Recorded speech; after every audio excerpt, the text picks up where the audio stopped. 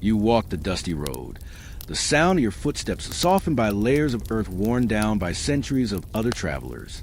The air is heavy with the smell of damp wool, leather straps, and unwashed bodies, your companions for days and weeks on end. The road you are on is no ordinary path. It is one of countless pilgrim roads that wound across medieval Europe.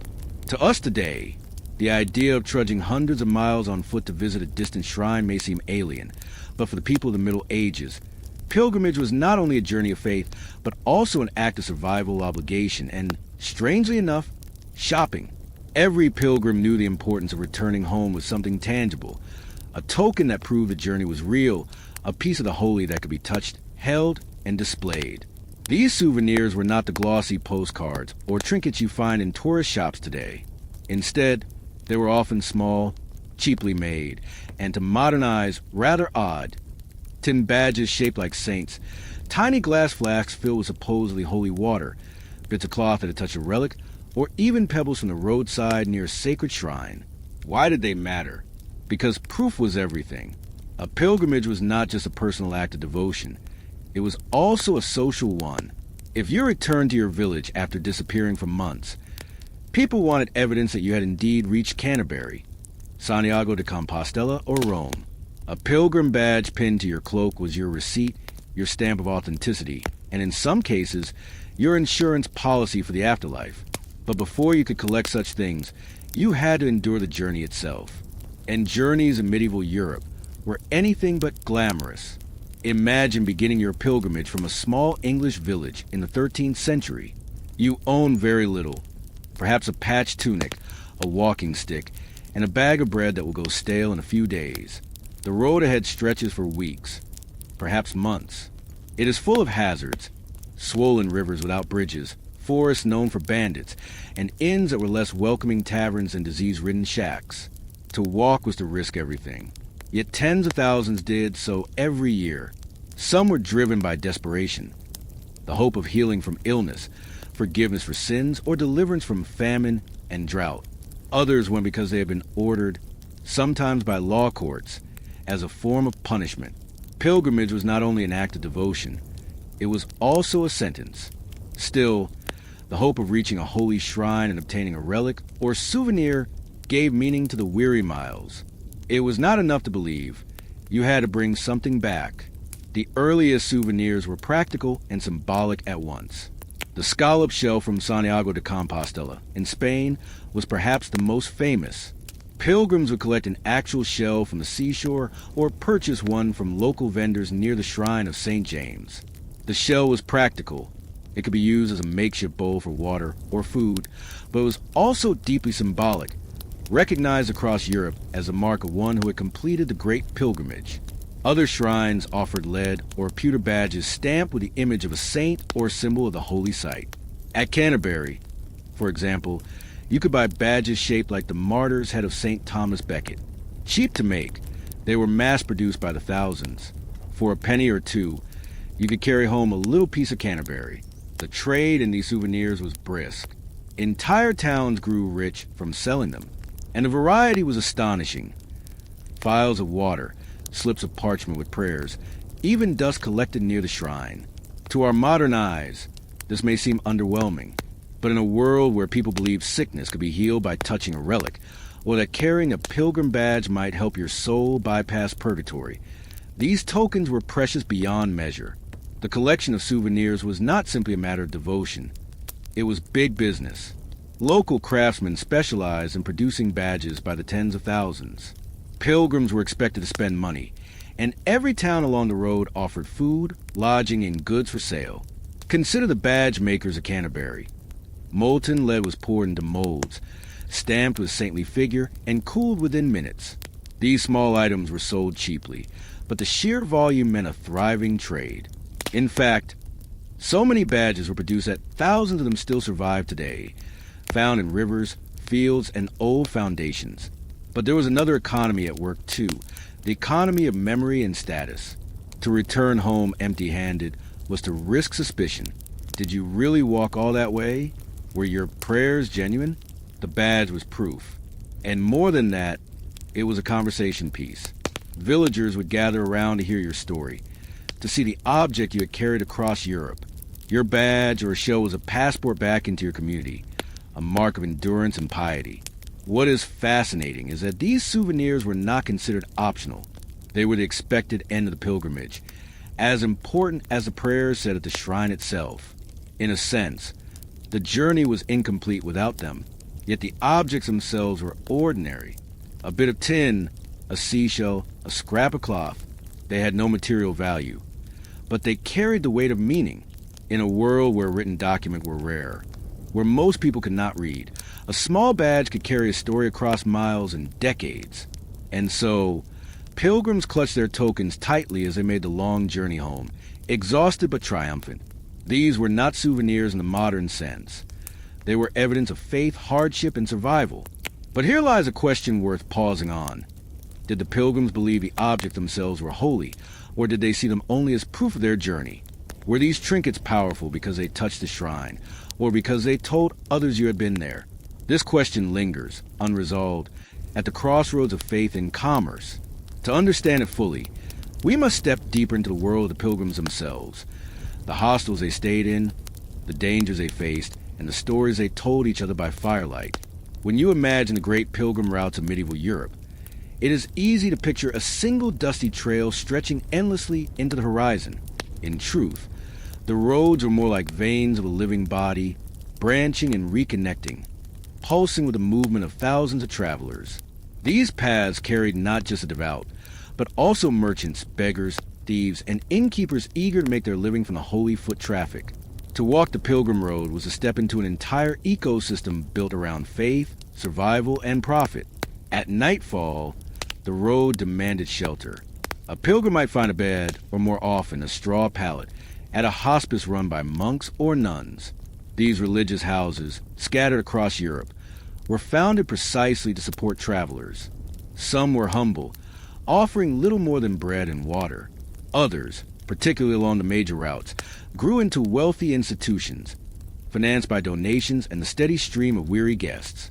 But not every bed was free. Many hospices asked for small offerings, or expected pilgrims to perform chores in exchange for rest. And when no hospice could be found, there were inns, rowdy, crowded places where the smell of ale clung to the walls, where fleas infested the bedding, and where thieves listened as closely as priests to the stories pilgrims told. For women, the road was even more dangerous. Traveling alone was nearly unthinkable. Most joined groups or attached themselves to families for protection. Hospices were safer, but even there, stories linger of theft, assault, and misfortune. Pilgrims ate poorly. The road offered little beyond bread, cheese, onions, and whatever could be carried in a small sack. Villagers along the way often showed charity, giving crusts of bread or bowls of thin pottage. Yet hunger was constant. Pilgrims were discouraged from carrying money openly, lest they draw bandits, so most depended on kindness, monasteries, or the meager offerings of markets along the path. Meat was rare, unless a feast day happened to fall during the journey.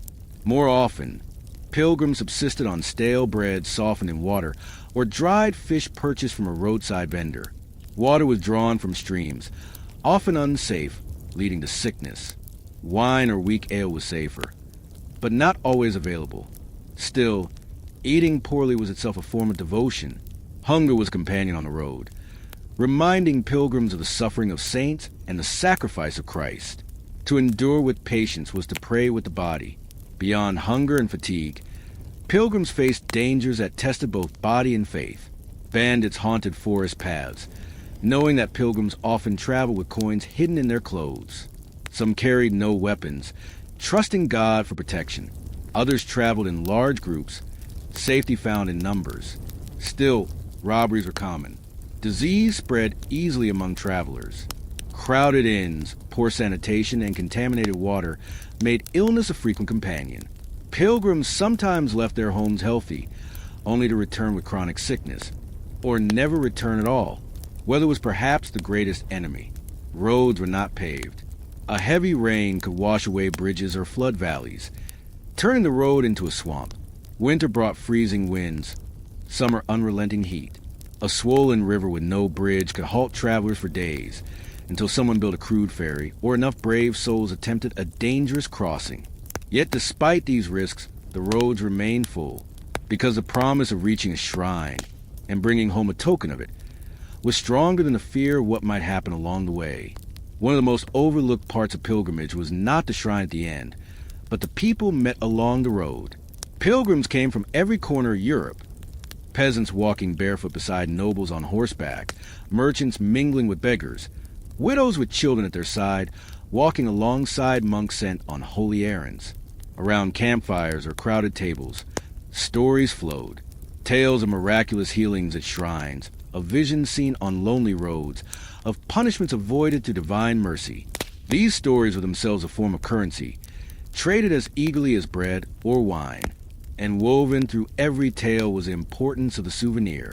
A man might speak of how a pilgrim badge from Santiago had healed his fever. Another might show a phial of water from Canterbury that had cured a relative's blindness. Whether or not the stories were true hardly mattered. To believe was to give the token its power.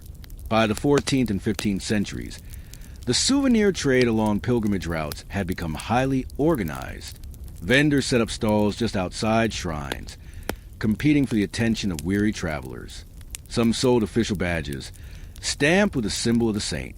Others sold cheap imitations, made in nearby towns, often indistinguishable to the untrained eye. The church, aware of both the profits and risks, sometimes tried to regulate the trade. Official shrines declared which souvenirs were authentic, while condemning fakes. But the demand was so great that imitation was impossible to suppress. In fact, some pilgrims themselves became vendors. A person might journey to Santiago or Rome, purchase a batch of badges, and then resell them along the road home at a higher price. In this way, the souvenirs became more than tokens. They became portable wealth, exchanged, hoarded, and treasured. To modernize, it may be tempting to dismiss these trinkets as mere merchandise, but to the pilgrims, their value was far deeper. Carrying a badge was not simply evidence of travel. It was an act of devotion, a way of bringing a piece of the holy into daily life. Pinned to a cloak, hung from a staff, or kept in a box at home, a pilgrim badge was thought to hold protective power.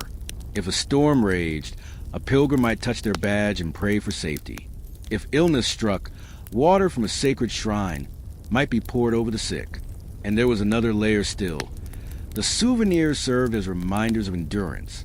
To look at a shell, a badge, or a scrap of cloth was to remember miles of walking, nights of hunger, days of fear. It was not only the saint's power that the object carried. It was a pilgrim's own suffering, transformed into a story that could be told again and again. But what of the question left hanging at the end of Section 1? Were these objects powerful in themselves, or only because of what they represented? Even in the Middle Ages, there were skeptics. Some monks grumbled about the endless trade in trinkets, fearing that devotion was being reduced to consumerism. Others defended the practice, saying that even if the objects themselves were humble, the faith they inspired was real. The debate grew sharper as the centuries wore on, especially when reformers began to question corruption of the church. Were badges and relics truly holy, or were they tools for manipulation? The answer was never settled. For some, the badge was proof of God's mercy. For others, it was proof of human gullibility. The pilgrim road, then, was not just a path of devotion. It was a marketplace, a theater, a battlefield of belief and doubt. Every badge bought, every shell collected, was a step in this larger drama between faith, commerce, and survival. And yet, for the pilgrims themselves, the debate may not have mattered. What mattered was the journey, the endurance, and the token carried home. The question of holiness could be argued by monks in monasteries. For the man or woman who had walked hundreds of miles, the object in their hand was enough. But here, we must pause again. What happened to these souvenirs once they were brought home? Were they displayed with pride, hidden away in chests, passed on to children? Or did they slowly lose their meaning once the excitement of the journey faded? At last, the journey ended. The roads were behind you, the shrines visited, the prayers spoken. You returned home, feet blistered, clothes worn thin, but in your hand or pinned to your cloak, you carried something small, almost laughably ordinary, a badge of pewter, a scallop shell, a flask of holy water.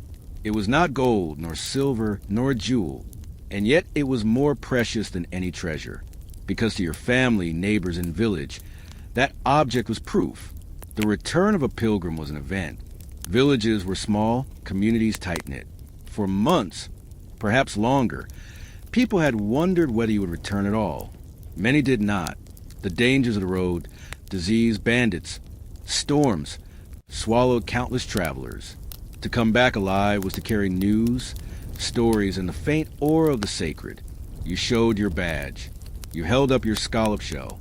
People leaned in, touching it, marveling at it, asking you to tell again how you had reached the shrine. The object was not just yours. It became communal. It allowed others to share in your journey, even if they had never left their fields or cottages.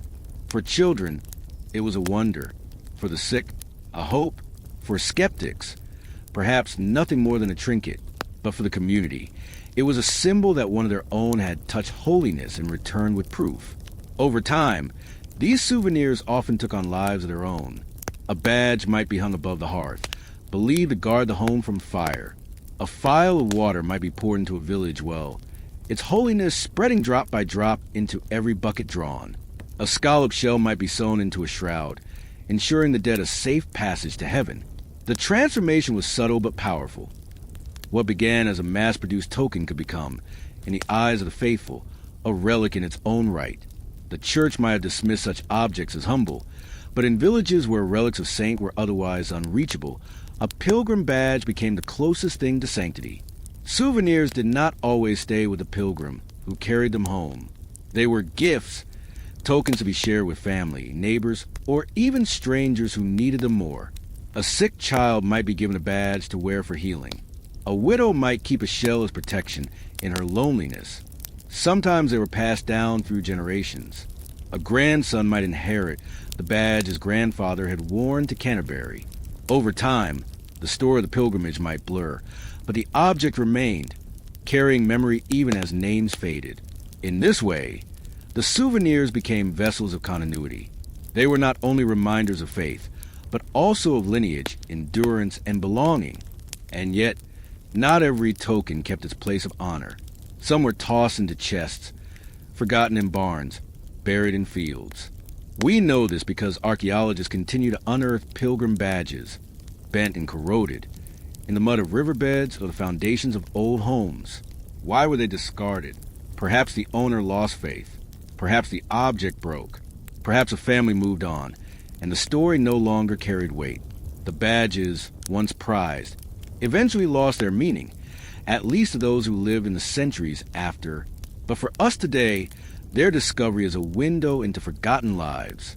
A pewter badge in the soil speaks silently of a man or woman who once walked hundreds of miles, who once pinned hope on a piece of metal. There was another layer, too. Souvenirs were not only religious, but social. To own a badge was to own a story. To display it was to show endurance and faith. In some villages, those who had completed pilgrimages were respected with new authority. They had traveled farther than most ever would. Some even earned titles. Palmers, for example, were pilgrims who had traveled to the Holy Land and brought back a palm branch as proof. Such tokens marked the traveler as someone apart, someone who had seen more than others, someone who had faced the dangers of the world and returned alive. The badge or branch was not only a souvenir, it was a status symbol. It changed how you were seen. What is striking is how deeply these small objects were tied to memory. They were prompts for stories, anchors for recollection. To hold a badge was to recall the blisters, the inns, the prayers at the shrine. It turned personal suffering into communal narrative. And memory itself was sacred. In an age when few could read or write, objects carried stories more powerfully than words. A token could outlast a voice, could preserve a tale long after the pilgrim had died. The medieval habit of collecting strange souvenirs may seem distant from us today. And yet, is it so different from what we do now? Think of the keychains, postcards, or magnets purchased on trips. They may be cheap, mass-produced, and ordinary, but when pinned to a fridge or tucked into a drawer, they carry meaning. They remind us of where we have been, who we were with, and what we endured. The difference lies not in the object, but in the weight of belief. For the pilgrim, the badge was not only memory, but power. For us, the souvenir is mostly memory, but the impulse is the same. We need tokens of ground experience to prove to ourselves and others that we were there, that we endured, that it mattered. And so, the story of Pilgrim Souvenirs is not about tin or shells or cloth. It is about the human need to carry memory in our hands, to transform suffering into proof, to make journeys visible, tangible, enduring. When you hold a souvenir, even one as ordinary as a pebble picked up on a roadside, you are holding more than an object. You are holding the weight of time, the trace of a life, the echo of a story. And perhaps that is why the Pilgrims collected such strange souvenirs. Not because they were beautiful, not because they were rare, but because they were proof that faith had carried them through, that endurance had meaning, and that even the smallest token could hold a memory of an extraordinary journey. Picture yourself in a medieval town on a damp morning. The cobbled streets are slick from overnight rain, and a faint haze of smoke hangs in the air from hundreds of hearth fires just beginning to stir. You rise early, not for prayer or leisure, but because you must take your place in line. Ahead of you, men and women already stand in the street, baskets tucked under their arms, coins clutched tightly in callous hands. They are waiting for the opening of the bakery. To us, waiting in line may seem like an inconvenience, a mild frustration at the grocery store or the coffee shop. But in the Middle Ages, queuing was not about convenience at all. It was about survival. Bread and beer were not luxuries. They were the backbone of life. To miss your place in a line, to come too late, was to risk hunger, weakness, and despair. For the medieval poor, bread was more than food. It was life itself. Estimates suggest that in some regions, bread made up more than half of the average person's daily diet. Peasants and townsfolk alike relied on it for sustenance, not because it was exciting or varied, but because it was filling, cheap, and available in bulk. But bread was not uniform. Its quality and price depended on grain harvest, local laws, and your station in life.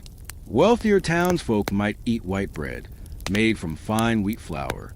The poor may do with darker loaves, dense with rye, barley, or even peas mixed in. In times of famine, bread might be stretched with sawdust, acorns, or ground-up beans. It was better than nothing, but it carried the taste of desperation. Every loaf you bought in town carried not only flour and yeast, but also taxes and tolls. Grain markets were tightly regulated by local authorities, and bakers were closely monitored. A loaf too small for the set price could bring fines or worse. Bread was too central to daily life to be left unchecked. Alongside bread was beer, or ale, as it was often called. Water was rarely trusted. Wells could be contaminated, streams foul by waste, and clean sources unreliable. Beer, brewed by boiling water with malted grain and fermenting it, was far safer. It was not necessarily strong. Most everyday ale was small beer, weak in alcohol but safe to drink. Children drank it, laborers refreshed themselves with it, and entire towns ran on its steady flow. Like bread, beer had its own queues. Taverns brewed their own, monasteries supplied it, and many households made small batches. But in towns, to secure your daily ration, you had to line up at the alehouse or brewery. And just as with bread, shortages meant long waits and bitter tempers. The medieval queue was not only about waiting, it was about community. As you stood in line, you exchanged gossip, shared complaints, or whispered rumors. Who was hoarding grain? Which baker had cheated his customers? Was the Lord raising taxes again? The line was a place where the pulse of the town could be felt. News spread quickly, sometimes faster than through official channels. A traveler might pass along word of a poor harvest in a neighboring region. A widow might murmur about the sickness that had struck her children. A baker's apprentice might boast or complain about the price of grain that week. But queues could also be dangerous places. Hunger sharpened tempers. If the bread ran out before everyone in line was served, fights could break out. Riots sometimes began in these very places, sparked by shortages or by the suspicion that merchants were holding back grain to drive up prices. Because bread and beer were so essential, governments in medieval Europe went to great lengths to regulate them. In England, for example, there was a size of bread and ale, a law that dictated not only the quality of bread and beer, but also their prices. Officials called ale conners tasted the beer to ensure it met standards. Bakers were inspected, and if found guilty of cheating customers, could face public humiliation, paraded to the streets with loaves hung around their necks. Yet regulation did not prevent shortages. Bad harvests meant less grain, higher prices, and longer lines. In times of famine, the queue could stretch endlessly, only to end with empty baskets. This was not mere inconvenience. It was life and death. When the system failed, people rose up. Bread riots were among the most common forms of protest in medieval and early modern Europe. Hungry crowds stormed bakeries, seized loaves, or broke into granaries. The act of queuing, peaceful when supplies lasted, could turn into violent chaos when hunger grew too sharp. For the ordinary townsman or woman, standing in line was part of daily life. The rhythm of the day was shaped by it. Rise early, claim your place, wait for bread or beer, then carry it home before work in the fields, the workshop, or the household. Women bore much of this burden. In many households, it was wives, mothers, or daughters who queued, while men worked in trades or on farms. To stand in line was part of the invisible labor that kept families alive. The hours lost waiting were hours not spent weaving, tending children, or earning extra income. And yet, it was accepted. Just as today we might expect to stand in line at the store, the medieval person expected to stand in line for bread and beer. It was tedious, necessary, and often frustrating, but it was survival. One of the most overlooked truths about medieval life is how close to hunger most people lived. Even in good years, food was not abundant for the poor. The line at the bakery was always shadowed by the fear that today might be the day the bread ran out. For children, the queue could mean hours of standing in cold or rain, only to return home with nothing. For the sick or elderly, waiting was exhausting. And for everyone, there was a nagging dread. Would tomorrow be worse? Hunger made queues restless. People muttered, shifted, eyed the baskets of those ahead of them. Suspicion grew easily. Perhaps the baker was cheating. Perhaps the miller had kept more grain than he declared. The line was not only a place of waiting, it was a place of simmering tension. And so, the queue for bread and beer was more than a nuisance. It was a heartbeat of medieval life, a place where survival, community, and conflict intersected. Every loaf carried the weight of hunger, every mug of ale the promise of health. But as you stood in line, clutching your basket, another question always lingered in the back of your mind. What if the harvest failed? What if tomorrow there was nothing to wait for at all? The line for bread and beer was usually dull, repetitive, and ordinary. People shuffled forward. Coins clinked, loaves and mugs were exchanged, and life went on. But beneath the quiet order of the queue lay a constant fragility. The medieval food supply was a delicate balance, held together by harvest, trade, and trust.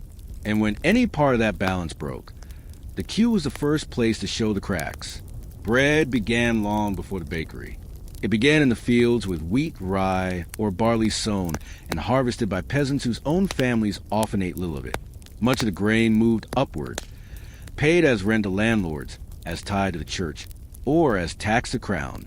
By the time it reached the mill, a significant portion had already changed hands. At the mill, another toll was taken. The miller kept a portion of the flour as his fee. From there, the baker purchased what remained, baked it into loaves, and sold them under the watchful eye of officials. Each step added risk of shortage, each link in the chain an opportunity for fraud. When harvests were good, the system worked. Loaves appeared in baskets. Queues flowed steadily, and towns carried on. But when harvests failed, when rains drowned the fields or drought shriveled the grain, the chain snapped. Prices soared, queues lengthened, and patience wore thin. Because bread was so vital, authorities monitored it closely. In England, as in many parts of Europe, the law fixed the size and price of loaves in proportion to the cost of grain. Officials carried scales into bakeries, weighing loaves to ensure fairness. Too light, and the baker could be fined or shamed. Punishments could be severe.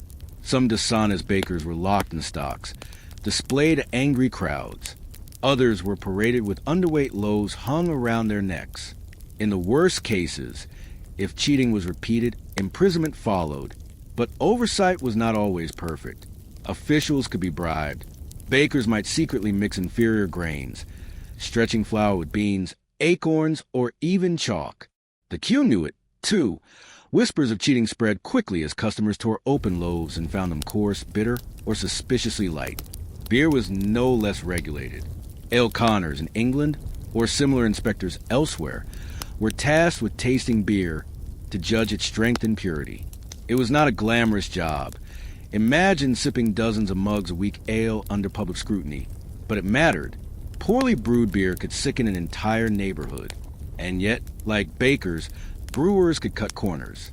They watered down ale, stretched grain, or brewed with inferior malt.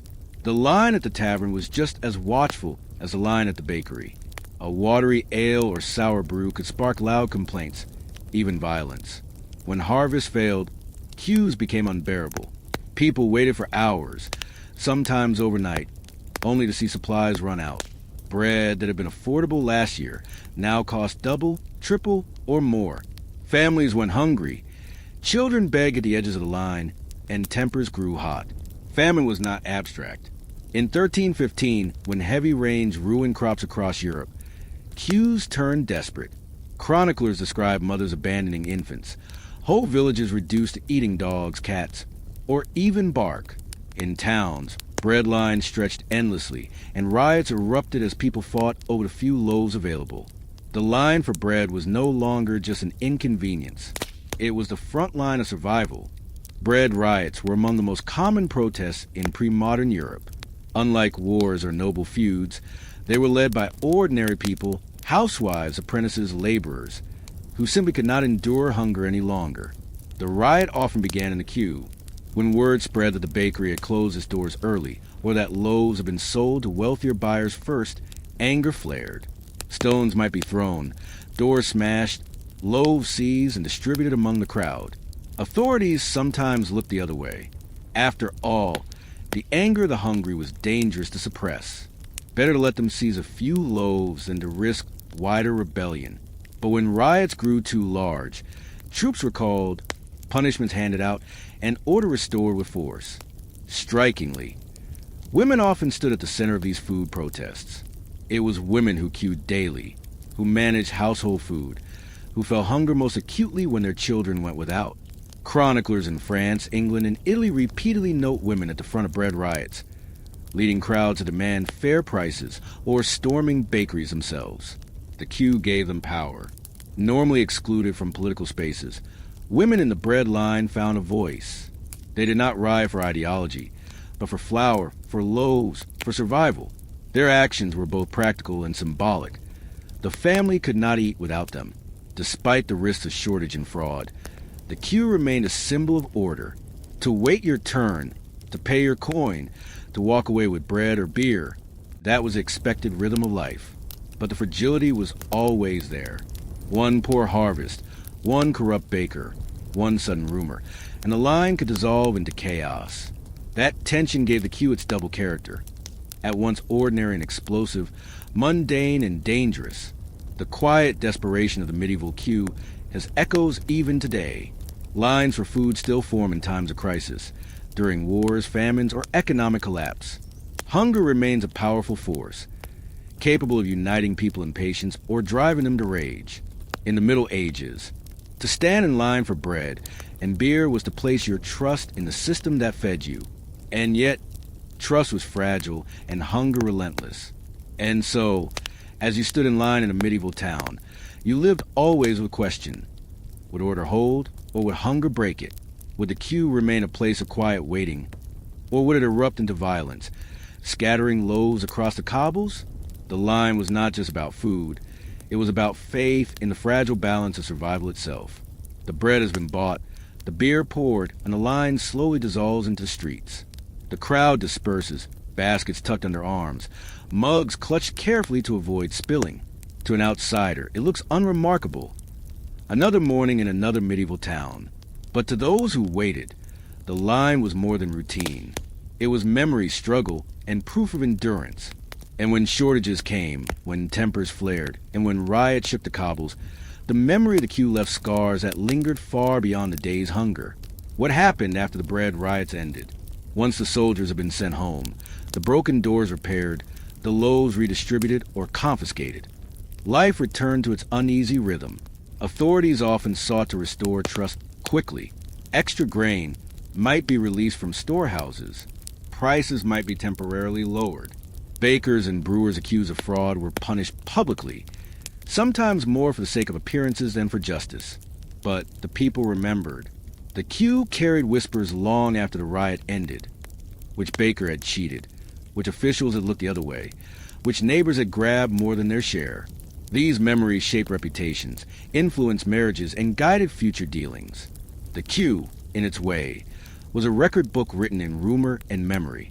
In many towns, communities developed systems to manage the line. Some villages pooled grain supplies, distributing bread collectively in times of shortage. Others relied on religious institutions, monasteries or parish churches, to step in when supplies failed. Alms loaves, baked for the poor and distributed outside churches, were both charity and a safety valve against unrest. The act of queuing, though often frustrating, reinforced a sense of shared survival.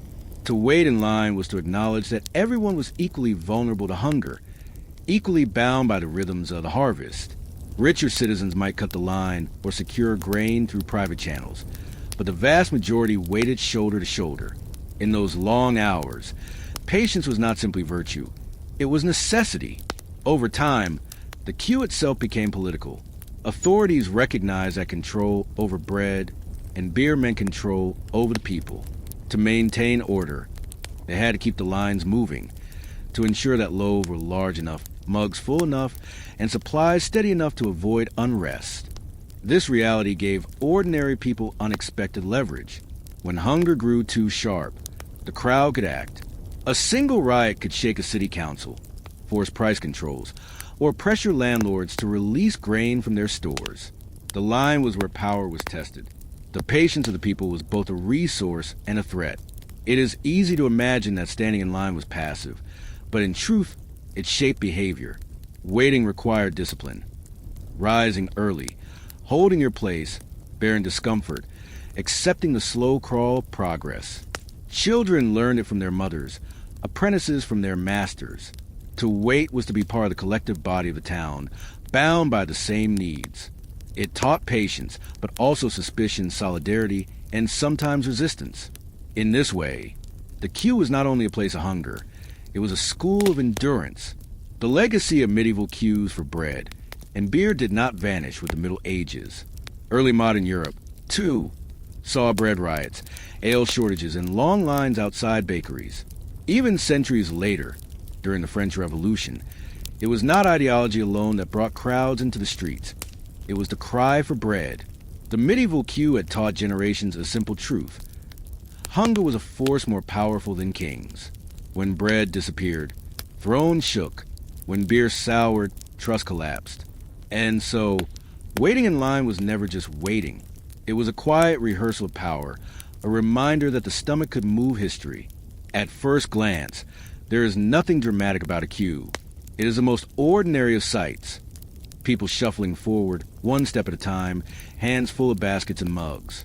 But in medieval Europe, that ordinariness was everything. Life was built on bread and beer. Without them, the body faltered, the family weakened, the community unraveled. To wait in line was to place yourself in the flow of survival, to trust that the loaf or mug would still be there when your turn came. The queues stretched across centuries, unremarked by kings and chroniclers, but lived by millions. They were the daily ritual of survival, the heartbeat of towns and villages. If you close your eyes and imagine those long lines, the damp mornings, the grumbling stomachs, the whispered rumors, you might realize that waiting is one of history's great unspoken themes. Not the battles, not the crowns, not the treaties, but the slow patience of ordinary people enduring the small indignities of survival. In their silence, in their shuffling feet, lies the resilience of humanity. The bread queues of the Middle Ages remind us that history is not only made by kings and wars, but by people waiting together, hoping that today, at least, there will be enough.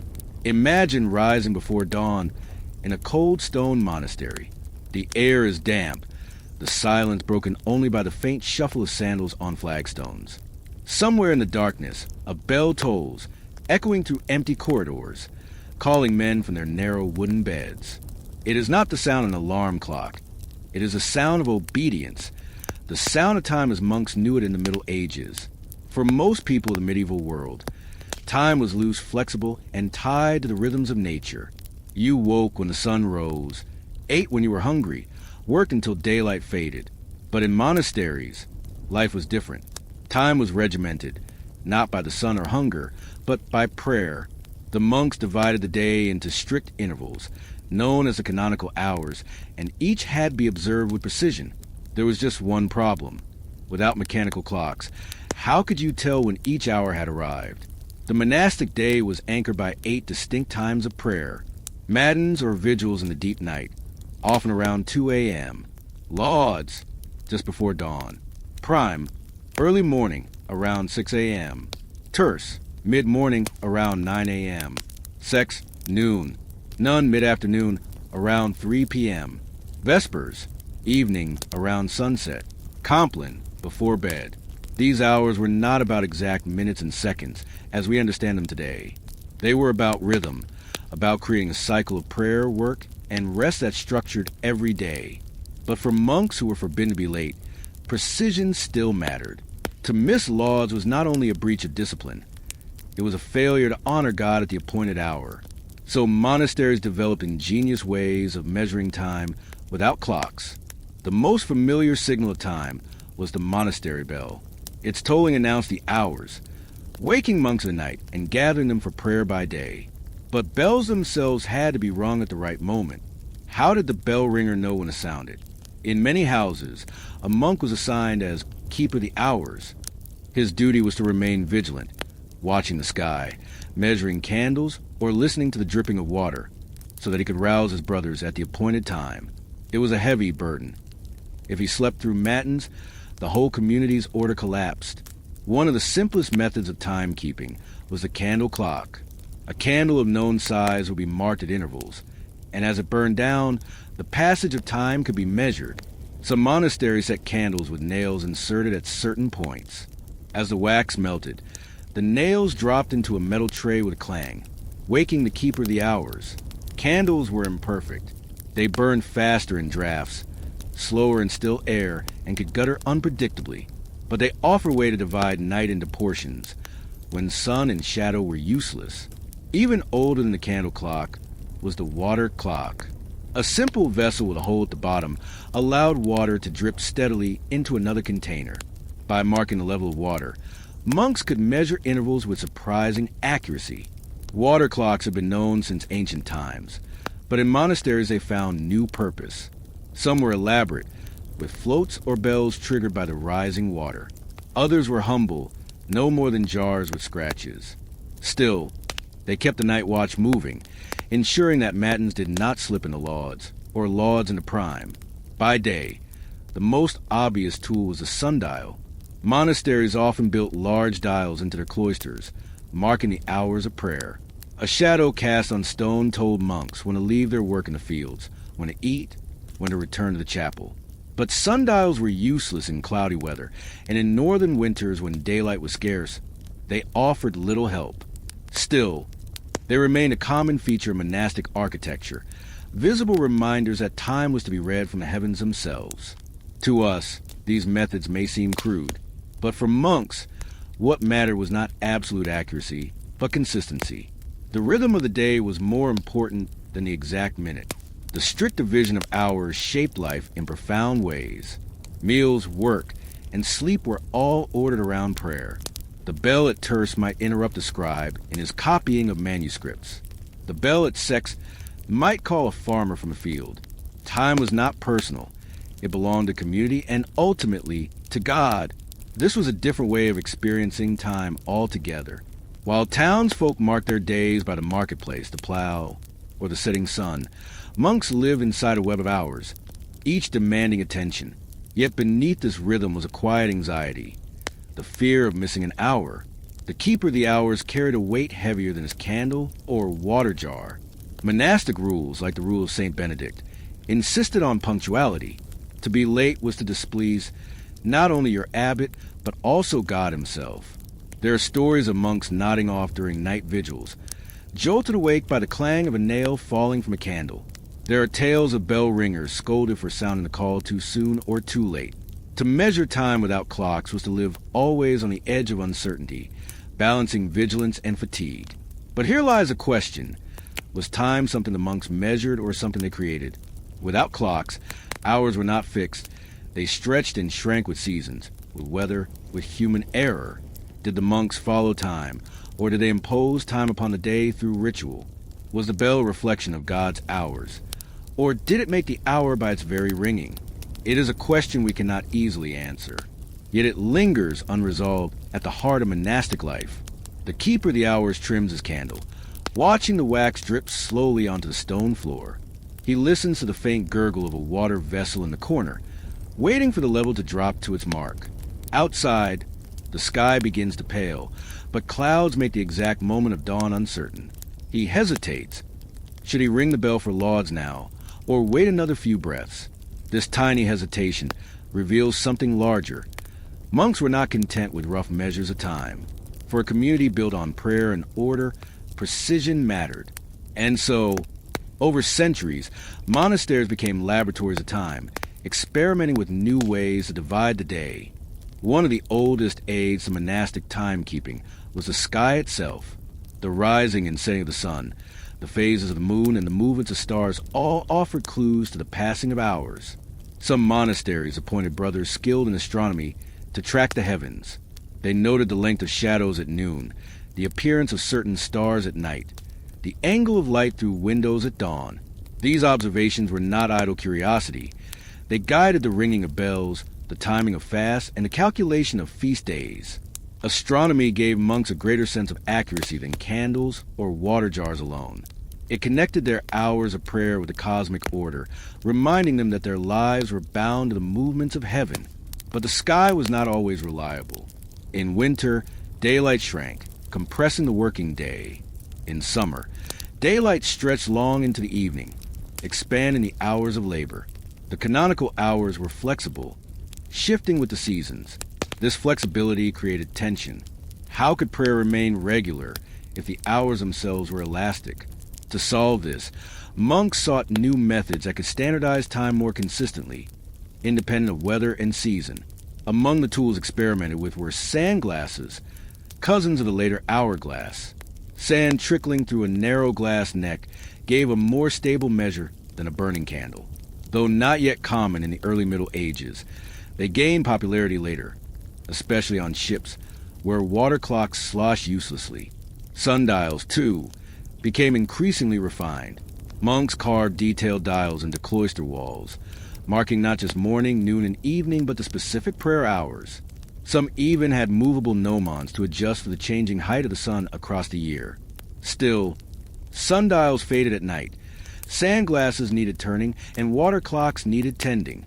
The quest for a system that measured time without human oversight continued. By the 13th century, whispers began of new machines, mechanical clocks. Unlike candles, sundials, or water clocks, these devices use weights, gears, and escapements to divide time automatically, ticking steadily through day and night. The earliest mechanical clocks were massive, often built into towers, striking bells rather than showing dials. They were less accurate than today's wristwatches, but they marked a revolution. For the first time, time itself could be measured mechanically, independent of sun, stars, or human attention. And it was monasteries that embraced them first. Why? Because no one cared more about dividing the hours than the monks. The clock was not just a convenience. It was the answer to centuries of anxious waiting, the liberation of the hour keeper from sleepless nights. Imagine the change. No longer did a weary monk have to watch a candle gutter or listen to dripping water. Instead, a great machine ticked silently in the tower, and at the right moment it struck the bell. The community stirred, assembled, and prayed. For the first time, time was no longer fluid. It was mechanical, external, objective. The rhythm of the monastery became the rhythm of the machine. The adoption of mechanical clocks did not stay within cloister walls.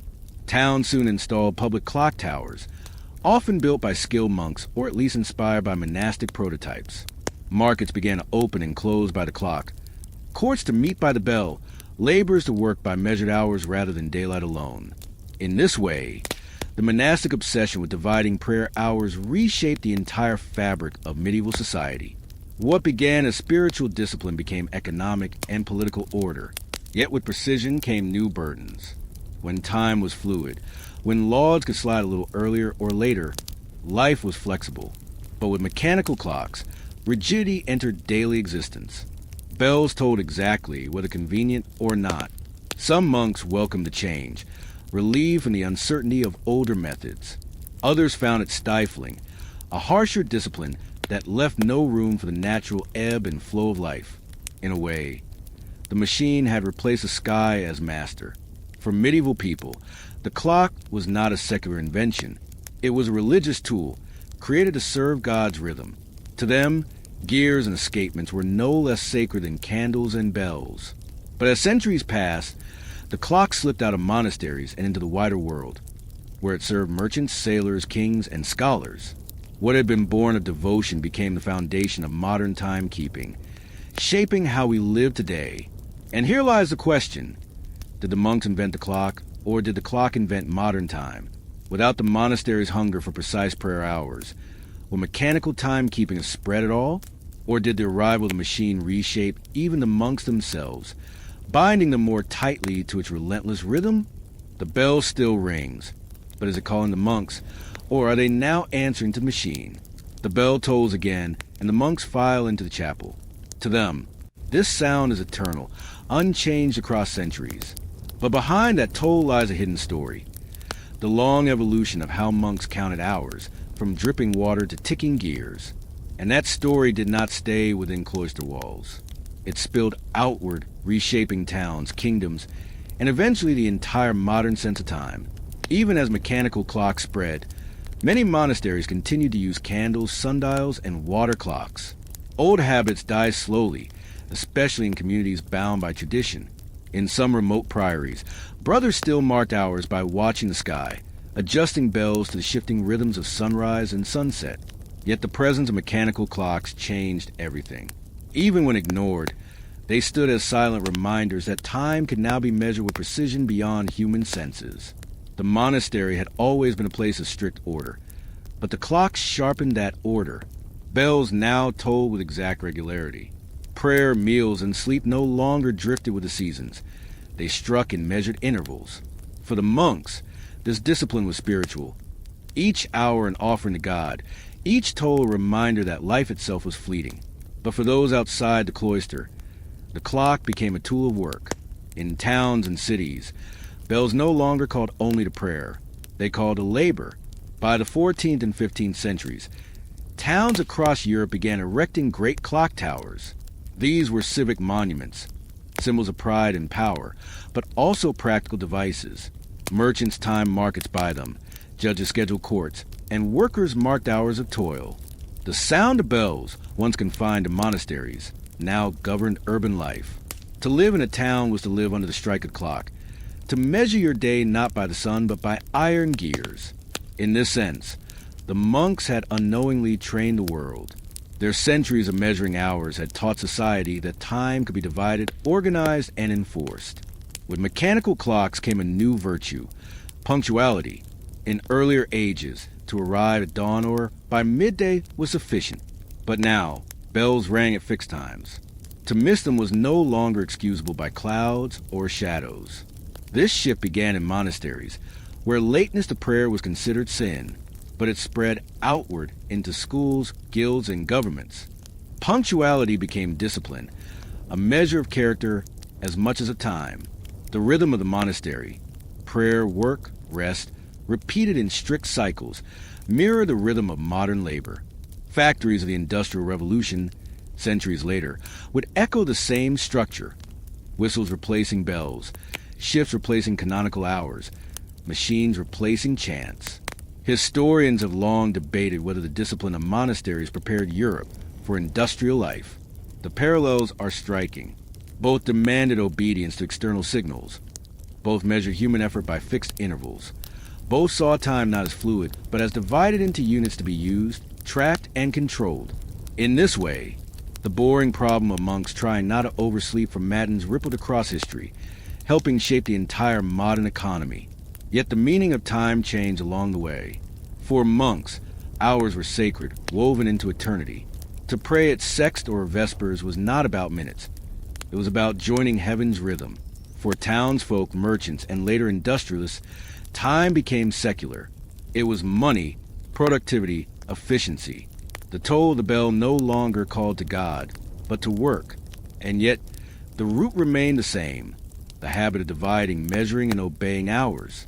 A habit born in cloisters echoed in factories and still echoes today in alarms, schedules, and deadlines.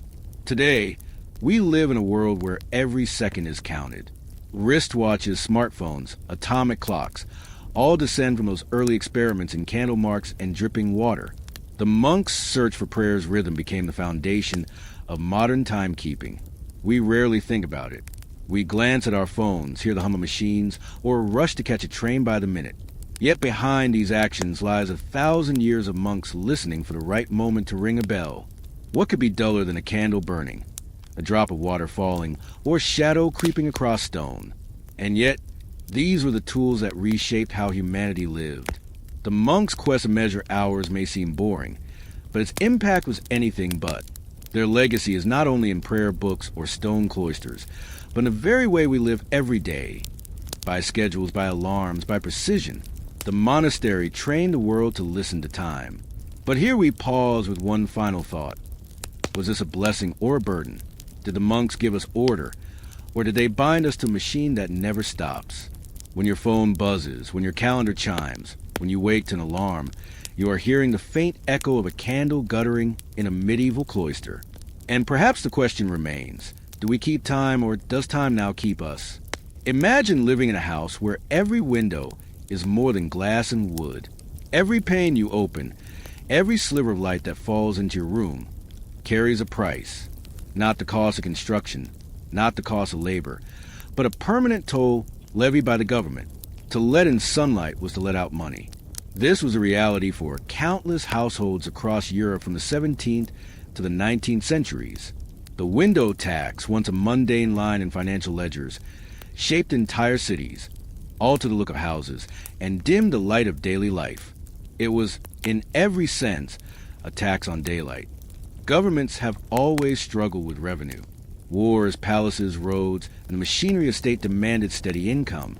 Traditional taxes on land, trade, or income were unpopular and difficult to collect. So rulers looked for something simple, something visible, something that could not be easily hidden. The answer was the window. Unlike income or grain harvest, windows were plain to see. A tax collector could walk down a street and count them without stepping inside.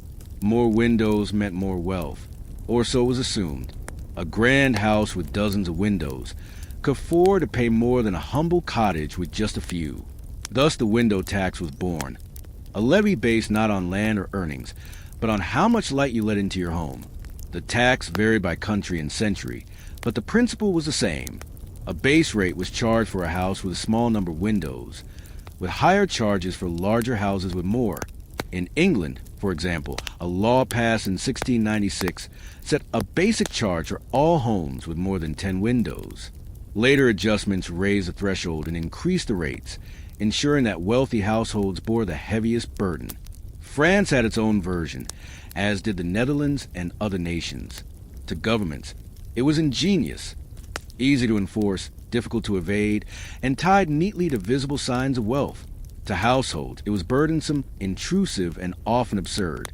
The most immediate effect was architectural. To save money, homeowners bricked up windows, leaving blank patches of wall where glass had once been. Streets filled with houses that looked half-finished, their facades dotted with sealed squares, sometimes neatly bricked, sometimes crudely patched. Inside, rooms grew darker. Families learned to live with fewer windows, arranging furniture around the little light they had. In poorer districts, it was not unusual for entire households to live in semi-darkness, curtains never drawn back, shutters kept closed. The irony was bitter. At a time when medical thought stressed the health benefits of fresh air and light, the tax discouraged both. Diseases spread more easily in damp, unventilated rooms. But to open more windows meant paying more to crown. Yet people are clever when money is at stake. Across Europe, residents developed small tricks to dodge attacks. Some built fake windows, painted onto walls, complete with frames and shutters, to preserve the symmetry of facade while avoiding the levee. Others created half windows, narrow slits that let in light but were too small to be counted. In certain towns, people even constructed houses with shared windows on the boundary wall, arguing that each belonged half to one household and half to another. Collectors grumbled, governments issued clarifications, and householders continued to innovate. The tax became a game of cat and mouse. Every new rule produced a new loophole, every loophole a new reform. The window tax did more than change architecture. It changed the way people thought about windows themselves. A window was no longer just a source of light and air. It was a mark of status, a public sign of wealth. The wealthy flaunted their ability to pay by building houses with rows upon rows of glass. To walk past such a home was to see not only architecture, but a display of prosperity. The poor, meanwhile, lived in shadow, their brick facades declaring their poverty as loudly as their ragged clothes. Thus the window tax became more than a fiscal policy. It became a social marker, etched into the very walls of cities. Unlike some levies that targeted only merchants or landowners, the window tax touched nearly everyone. From rural cottages to urban apartments, light itself became taxable. In this sense, it was one of the most universal taxes of its age. And yet, its universality bred resentment. People complained not just of the financial burden, but of the indignity of living in darkness. Pamphlets mocked it, poets cursed it, doctors condemned it. By the 19th century, the tax had earned a bitter nickname, the tax on light and air. But here lies the question. Was a window tax merely a nuisance, or did it truly reshape how people lived? Did families adapt easily to darker rooms? Or did it alter health, comfort, and even culture in deeper ways? To answer that, we must step further into the world of those who endured it. The builders who bricked their walls, the families who rearranged their homes, and the governments that clung stubbornly to their revenue. The window tax was meant to be simple. A collector walked down the street, counted the windows, tallied the charge, and moved on. Yet human beings rarely accept simplicity when money is involved. For every law, there's a loophole. For every rule, an exception. And so, almost as soon as the tax was introduced, people began to find ways around it. The most visible form of resistance was the bricked-up window. In towns across England, France, and beyond, facades sprouted blank patches where glass once gleamed. Sometimes they were neat, the bricks carefully aligned to match the surrounding wall. More often, they were crude, ugly scars, half-filled holes, jagged outlines where sunlight had once poured through. Walk down a street in London or Paris in the 18th century, and you would see them everywhere. Ghost windows, mute testimony to a tax no one wanted to pay. Even today, in some historic neighborhoods, you can still spot these sealed openings, relics of a time when daylight was taxed like luxury cloth or imported wine. Inside, the change was dramatic. Families that once had 3 windows in a parlor might wall up 2, leaving only 1. Bedrooms that had been airy grew dim. Kitchens, already smoky from hearths, became even gloomier. The house became a cave, not because builders lacked skill, but because governments lacked imagination. But some resisted in subtler ways. Wealthy homeowners, unwilling to spoil the symmetry of their grand facades, turned to illusion. Instead of bricking up a window, they painted one on. Skilled artists crafted false shutters, false panes, even false reflections. To a passerby, the house looked balanced, but no tax was owed. These blind windows became a curious art form. Some were convincing enough to fool strangers at a glance. Others were little more than dark rectangles, obvious cheats, but tolerated so long as the tax collector could not count them as real. The irony is that many of these false windows survive today, preserved as charming quirks of old architecture. What began as tax evasion ended as decorative tradition. In poorer neighborhoods, tricks were humbler. Builders designed narrow slits, barely wider than an arm, that admitted a thread of light, but were too small to qualify as windows. Others constructed shared windows along boundary walls, arguing that each half belonged to a different household. and thus could not be taxed in full. Arguments with tax collectors became part of the ritual. Was a hole with no glass a window? What about a shuttered opening? What about a skylight? Laws multiplied, clarifications issued, but the people always found new ways to blur the lines. For the poor, there were fewer options. Unable to spare even the reduced tax, many simply lived in darkened rooms. Entire tenements were built with a bare minimum of windows, their interiors stuffy, damp, and unhealthy. Doctors warned that lack of ventilation spread disease, particularly tuberculosis. Reformers decried the law as a tax on health itself. The rich could afford tricks, painted windows, decorative facades, but the poor bore the worst burden. Their homes became prisons of shadow, and their health often paid the price. As resentment grew, criticism sharpened. Pamphlets mocked the absurdity of taxing daylight, calling it the tax on air and light. Poets satirized governments that forced their people into darkness. Reformers argued that the levy was not only unjust, but dangerous to public health. In Britain, petitions were filed in Parliament, demanding repeal. In France, the tax became a symbol of arbitrary authority, fueling discontent that would later explode in revolution. Across Europe, the window tax was seen not as clever policy, but as petty tyranny. Strangely enough, the window tax also reshaped the construction industry. Builders, anticipating the levy, designed houses with fewer windows from the start. Some entire neighborhoods were planned with dark interiors, narrow shafts of light, and facades carefully balanced with fake or brick windows. Merchants and landlords calculated profits not only in rent but in daylight. A house with too many windows meant higher taxes, and higher taxes meant higher costs for tenants. Thus, even those who did not own their homes felt the shadow of the tax fall across their daily lives. The window tax became, in time, a symbol of class divide. The wealthy flaunted their ability to pay by keeping every window open, shining bright with glass. The poor lived in gloom, punished not by choice but by necessity. The contrast was visible in the very streetscape. One row of houses glowing with windows, the next row blind and bricked. Light itself became a luxury, a public measure of who could afford to live in brightness, and who could not. Yet despite growing anger, governments clung stubbornly to the tax. It was too easy, too profitable, too tempting to abandon. Other taxes were harder to enforce, requiring records or intrusive inspections. Windows, by contrast, were plain to see. And so, year after year, generation after generation, families lived in houses dimmer than they might have been, while collectors walked the streets with ledgers and quills, counting windows instead of wealth. And here, another question lingers. Did people simply adapt, resign themselves to darkness, or did the slow theft of daylight change how they saw the world? Did generations raised in shuttered rooms come to accept gloom as normal, or did it leave a quiet bitterness that fueled the demand for reform? To answer that, we must look to the final chapters of the window tax, its decline, repeal, and the brighter light it left behind. The window tax was never meant to last forever.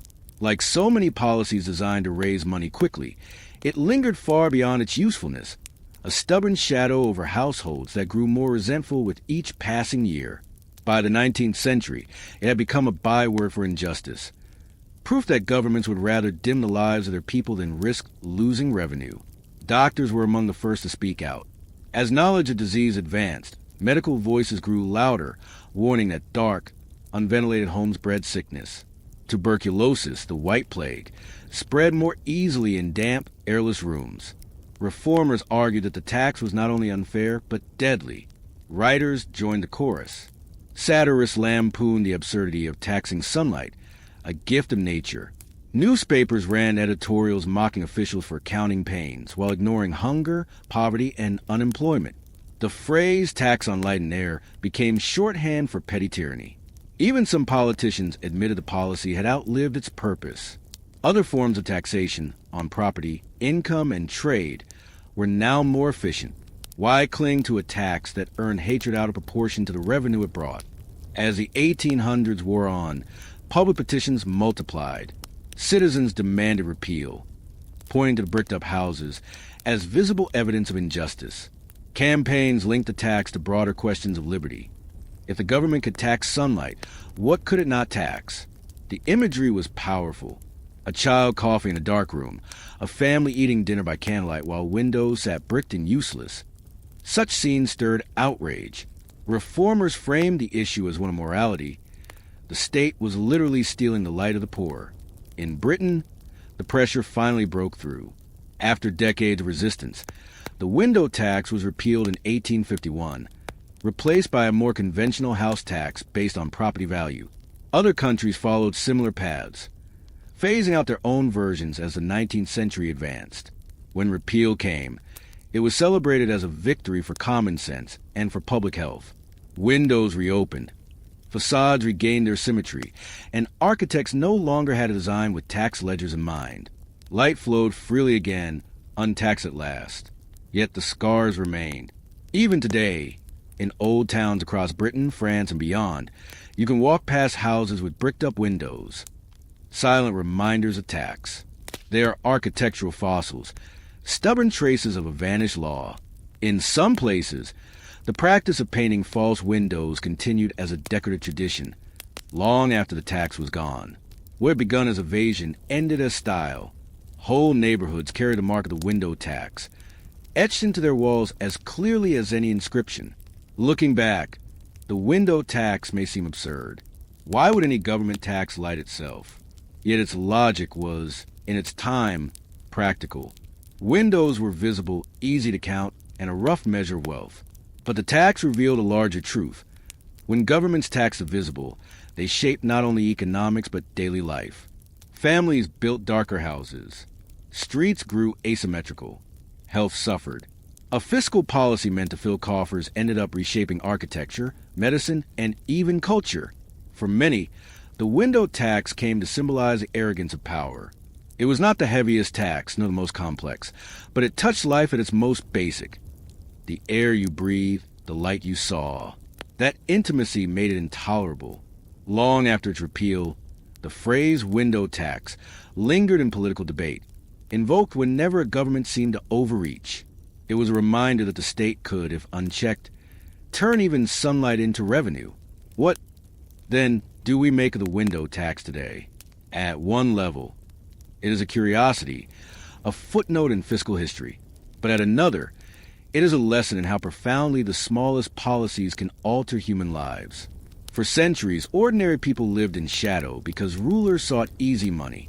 For centuries, houses bore scars of brick where glass should have been. For centuries, children grew up in rooms dimmer than they needed to be.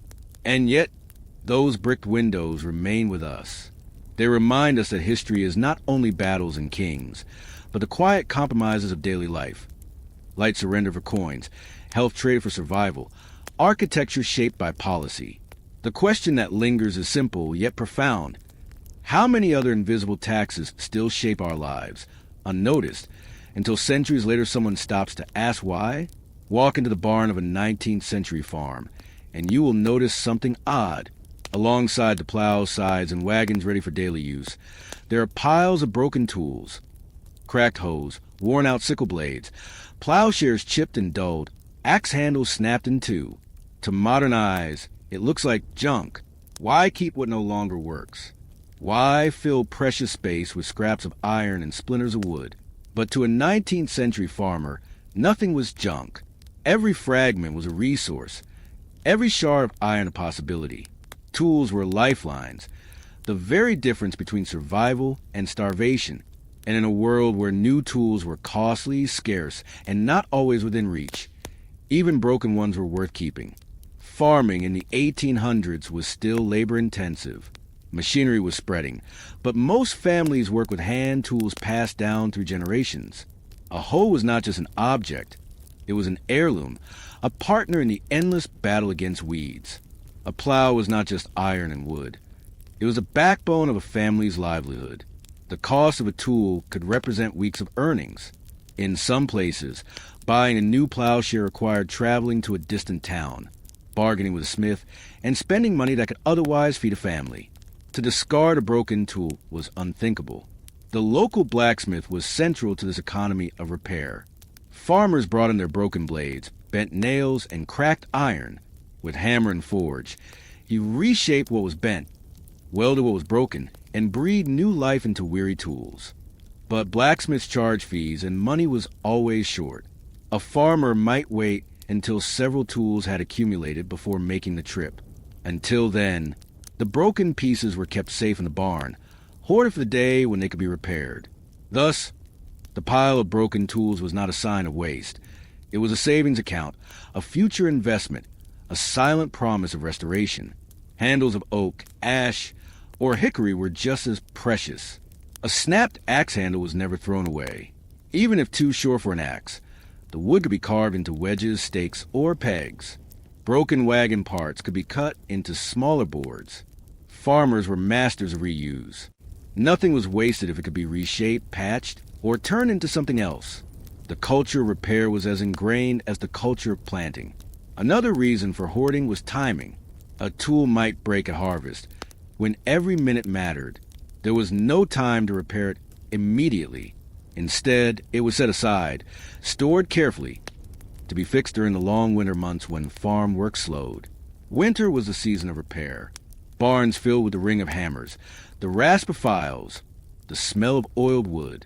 Farmers mended not only their fences and wagons, but also their tools.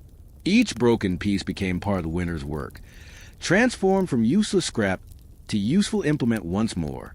Tools also carried sentiment. A plowshare that carved furrows for decades was more than iron. It was part of family's story. Even when worn thin, it might be reshaped into a smaller blade, given a second life. A broken sickle might become a child's practice tool. The pile of broken tools was not only a practical store of resources, but also a record of the farm's history. The harvest fought for, the storms endured, the hands that had wielded them. The hoarding of broken tools also reveals much about the wider 19th century economy. This was an age before mass-produced, disposable goods. Factories were rising, but many rural communities were still tied to local craftsmen. Iron was valuable, but costly and transport limited. Every broken tool was a reminder of scarcity. Farmers knew that new supplies might not arrive for months, that prices might rise with war or drought, that markets were unpredictable. To keep even the broken was to guard against uncertainty. In this way, the broken tool pile was a symbol of resilience. It showed the farmer's refusal to waste, his readiness to repair, his patience in holding on to what might one day be useful again. It was not disorder, it was quiet insurance. To us, it might look like clutter. To them, it was survival. But here lies a question worth pausing on. Was this hoarding purely practical, or did it also reflect a deeper philosophy of life? Did farmers see in their broken tools a mirror of themselves, worn down, patched, yet still enduring? To answer that, we must step deeper into their world, into the repair shops, the winter evenings of mending, and a culture thrift that defined an entire generation. If you stepped into a 19th century farmhouse during winter, you might not find idleness by the fire. Instead, you would hear the steady rhythm of work, the rasp of a file on iron, the creak of a vise clamping wood, the ring of a hammer reshaping metal. For farmers, the cold months were not a holiday. They were the season of mending. Every broken tool, every cracked handle, every dull blade was brought out of its pile in the barn and given another chance at usefulness. This was a repair culture, a way of life so ordinary to rural communities that they scarcely thought of it as remarkable. But from our modern perspective, where broken goods are so often thrown away, it reveals a philosophy of thrift, patience, and ingenuity. Winter narrowed the days, shortened the light, and closed the fields of farming. With plowing impossible and harvest long past, families turned their attention inward. Barns and kitchens became workshops. Men and women alike sat by lamplight, repairing clothing, weaving baskets, and sharpening tools. The pile of broken implements was central to this work. Farmers sorted through it methodically. Plowshares chipped from stony soil, scythes dulled by long summers, hoes with heads loose on their shafts. Each was examined, judged, and set aside for the blacksmith or for repair a home. The act of mending was itself a rhythm, echoing the cycle of the seasons. Tools worked until they broke, then rested until winter, then returned again in spring renewed. Nothing was wasted if it could be reforged, rehandled, or reshaped. The blacksmith was the heart of this repair economy. His forge glowed through the cold months, drawing farmers from miles around. They brought bundles of broken blades, wagon rims cracked by rough roads, nails bent and rusted. The smith's hammer fell endlessly, welding, sharpening, reshaping. A plowshare worn too thin, for plowing might be cut down into a spade. A broken sickle could be reforged into a knife. Even fragments of iron were melted and reforged into hinges, hooks, or nails. Farmers trusted the smith not only with repairs, but with transformation. The forge was a place where the useless became useful again, where the broken pile in the barn was reborn into tools for the next season's work. Alongside blacksmiths were tinkers, wandering repairmen who traveled from village to village. They mended pots, sharpened knives, patched pans, and sometimes fixed smaller tools. For households too poor to hire a smith, the tinker was salvation. He might not have the skill for heavy iron, but he could stretch the life of a tool for a few more seasons. Tinkers lived on the edges of society, often mistrusted, sometimes romanticized, but always necessary. Their knock at the door meant one less trip to the forge, one more item rescued from the scrap heap. Farmers were not content merely to repair. They repurposed. A broken scythe blade might become a scraper. A snapped wagon spoke might be carved into tool handles. Iron hoops from barrels became makeshift hinges or parts of gates. Even tiny fragments were kept. A length of wire might be twisted into a snare. A bent nail could be straightened with a few blows and driven into a beam. To throw away was to waste money, and wasting money was unthinkable. This ingenuity extended beyond tools. Clothing was patched until the fabric gave way. Furniture was mended, braced, and passed down. The culture of repair was not limited to iron and wood. It was a framework of rural life. Behind this behavior lay a philosophy as strong as any religious creed: waste nothing. It was not born of virtue alone, but of necessity. In a world where money was scarce, where markets were distant, where harvests could fail, every object represented labor and survival. A broken plowshare was not just iron. It was the sweat of the smith, the cost of coal for forge, the labor of the farmer to buy it. To discard it lightly was to disrespect the chain of effort that had produced it.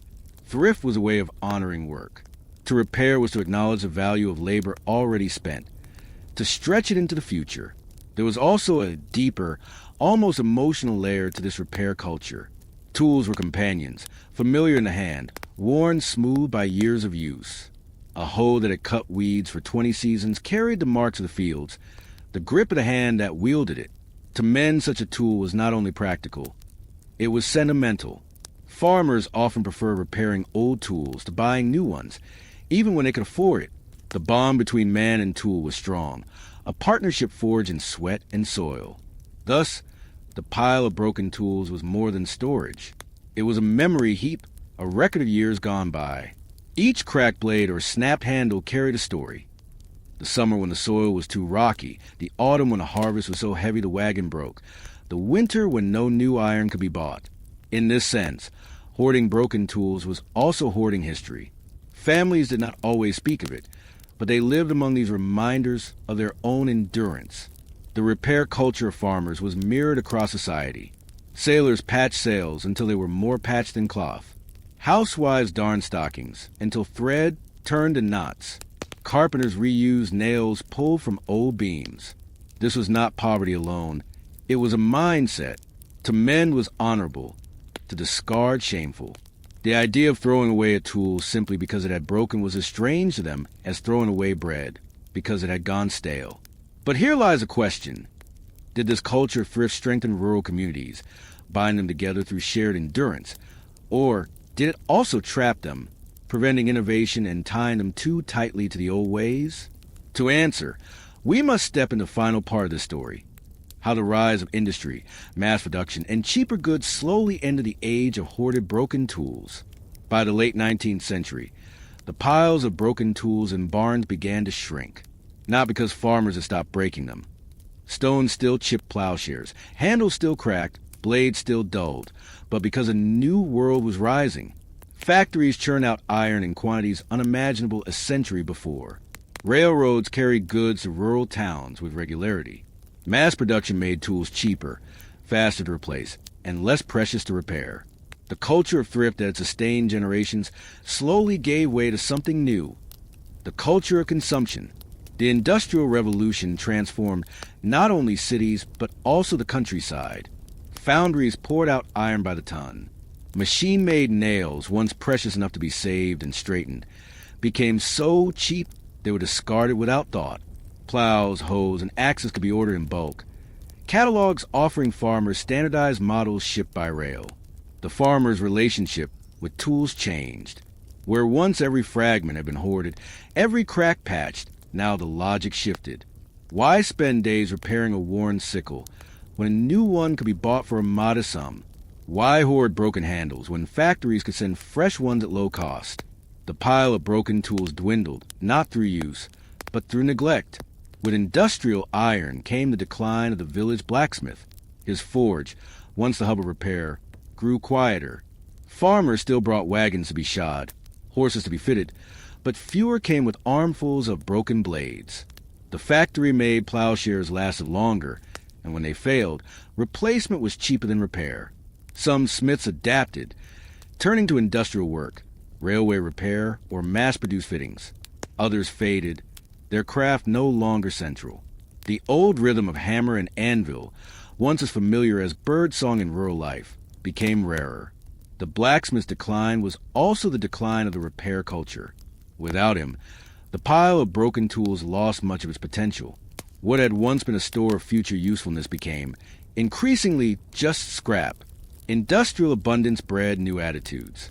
In earlier generations, waste was shameful. A broken tool kept in the barn was a sign of prudence.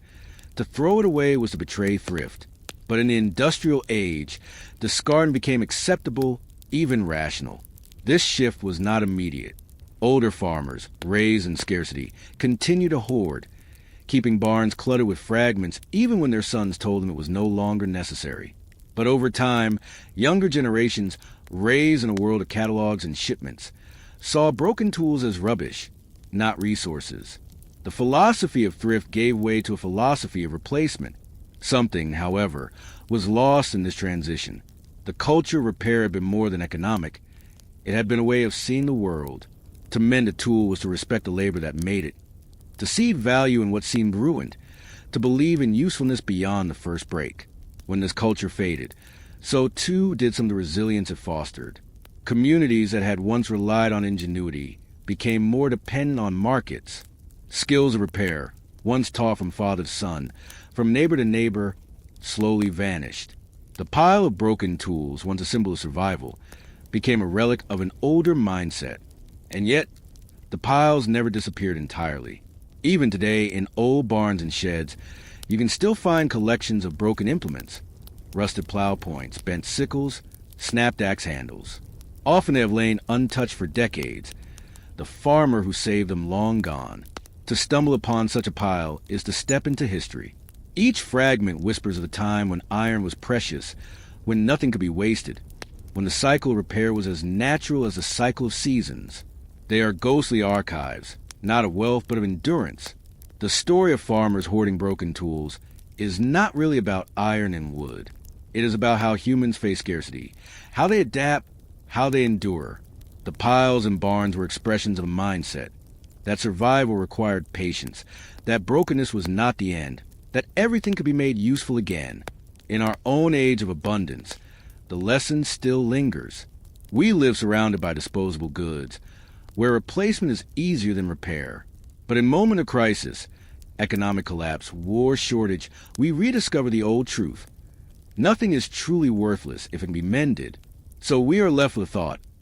Did the farmers lose something vital when they abandoned their piles of broken tools? Or did they gain freedom from a burden of scarcity? Perhaps both.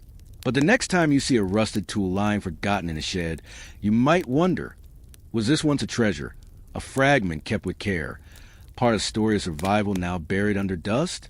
Step into a room in the 17th century at night. The shutters are closed, the hearth is burned low, and the only light comes from a single candle flickering on a wooden table. Its glow is dim, its circle small, its flame fragile. And yet, for households across Europe, this was the boundary of their world once the sun went down. Candles were not luxuries. They were necessities. They were clocks, calendars, and companions in the dark. They lit kitchens where meals were prepared, barns where animals were tended, workshops where craftsmen worked late. They guided prayers in chapels, readings and studies, and births in back rooms. Without candles, night became not simply darkness but paralysis. So when shortages came, and they did, again and again, they were more than inconveniences. They were crises that shaped lives, economies, and even culture. Before the rise of gas lamps or electricity, the world depended on open flame. Torches, oil lamps, and hearth fires had their place. But candles were uniquely portable, steady, and reliable. They could be carried from room to room, placed in windows, or mounted in holders. A single candle might burn for several hours, enough to light a meal, a prayer, or a task. But candles were costly. They required steady supplies of tallow or wax, labor to produce, and careful storage. For poor families, they were precious enough to ration, lit only for essential tasks, extinguished early to save for tomorrow. To run out of candles was to lose the night itself. Candles came in two main varieties, tallow and wax. Tallow candles, made from rendered animal fat, were the most common and affordable, but they smoked, smelled unpleasant, and burned unevenly. Still, they were within reach of ordinary people, and so they lit the homes of peasants, laborers, and townsfolk.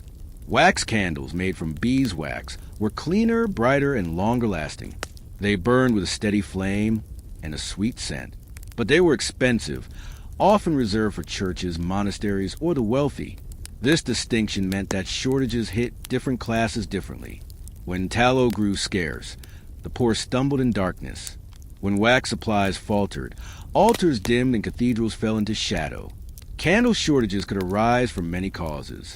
Poor harvests meant fewer animals slaughtered, less fat rendered, less tallow available. Wars disrupted trade, diverted supplies, and consumed resources that might otherwise have gone into candle making.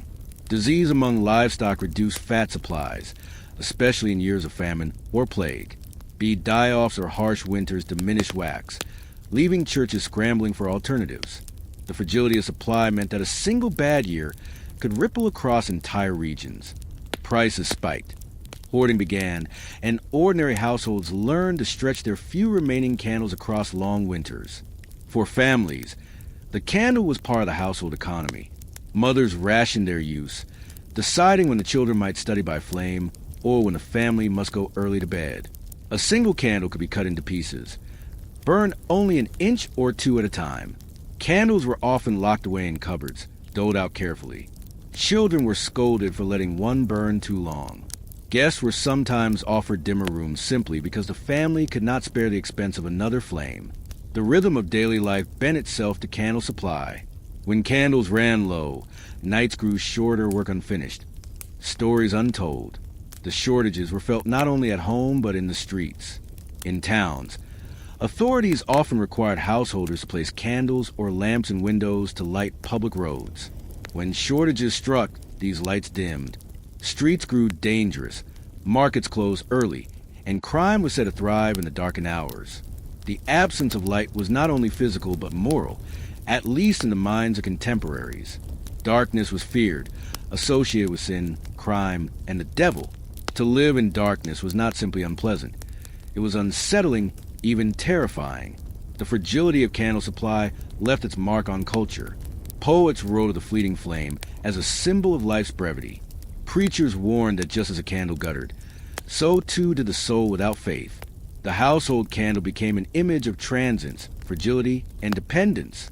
But shortages gave the image sharper teeth. A guttering flame was no longer just metaphor. It was a literal experience of families forced to blow out their last candle and sit in silence until dawn. Households adapted in creative ways.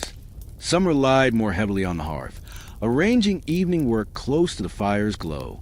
Others reused candle stubs, melting them together into new ones. Rushlights, cheap makeshift lamps made by soaking rush stalks in fat, were a common substitute, though they burned poorly.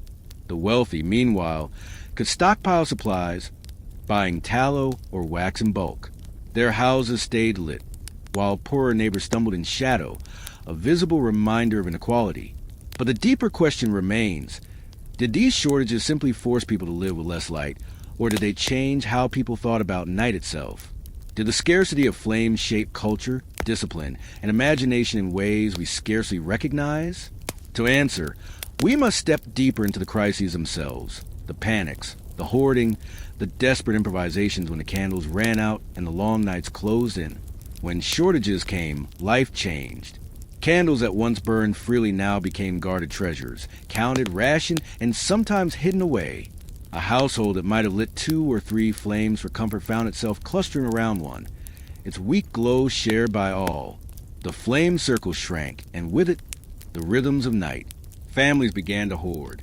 Cupboards that once held loaves and dried meats now held bundles of candles, their pale surfaces as precious as coin. Some households bought in bulk when supplies were steady, fearing the next shortage. Others locked their stock away, doling out candles sparingly, treating each inch of wax or tallow as a calculation. The poor had fewer choices. They might stretch a single candle over a week, lighting it only when absolutely necessary, at supper or for urgent work. Many families learned to live more fully by daylight, rising earlier, finishing chores before sunset, and letting the night swallow what could not be done. Scarcity bred creativity. With tallow in short supply, people turned to substitutes. Rush lights. Thin stalks of rushes dipped in animal fat, burning quickly and unevenly, but offering a flicker of light for little cost. Oil lamps. Filled with fish oil, whale oil, or nut oils. They smoked heavily and stank, but they glowed longer than a stub of candle. Splints of wood. Thin slivers from pine or fir, lit and propped in holders, casting sparks and smoke into the room. These makeshift lights were poor substitutes. Smoky, smelly, and dim, but they kept darkness at bay. Families accepted inconvenience as the price of survival. In towns, shortages sparked trade. Candles became commodities on the black market, sold at inflated prices in alleyways and taverns. Merchants hoarded supplies, waiting for prices to rise before releasing them. Authorities railed against such practices, but enforcement was uneven. For the wealthy, this was an annoyance they could pay. For the poor, it was disaster. The sight of brightly lit mansions beside dark cottages deepened resentment, making light itself a symbol of inequality. Public life also shifted. Streets that once had glimmers of light in windows went dark. Tavern owners closed earlier, unable to spare candles for patrons. Workshops shortened hours. Apprentices sent home at dusk. Even churches, dependent on wax for altars, felt the strain. Some services were dimmed, shortened, or held earlier to conserve supplies. In monasteries, the one steady glow of candles at vigils flickered uncertainly. Monks forced to pray by fewer flames. Darkness seeped into the communal rhythm. The social world contracted. Yet darkness also imposed discipline. Families adjusted, learning to use time differently. Children went to bed earlier. Stories told by the hearth cut short when candles were extinguished. Couples whispered quietly in the dark, their conversations drifting into silence as they lay together without light. Work itself changed. Without artificial light, spinning, weaving, and reading slowed or stopped altogether. The candle shortage was not just a shortage of flame. It was a shortage of time.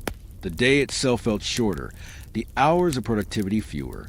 Contemporaries often spoke of the moral meaning of light and dark.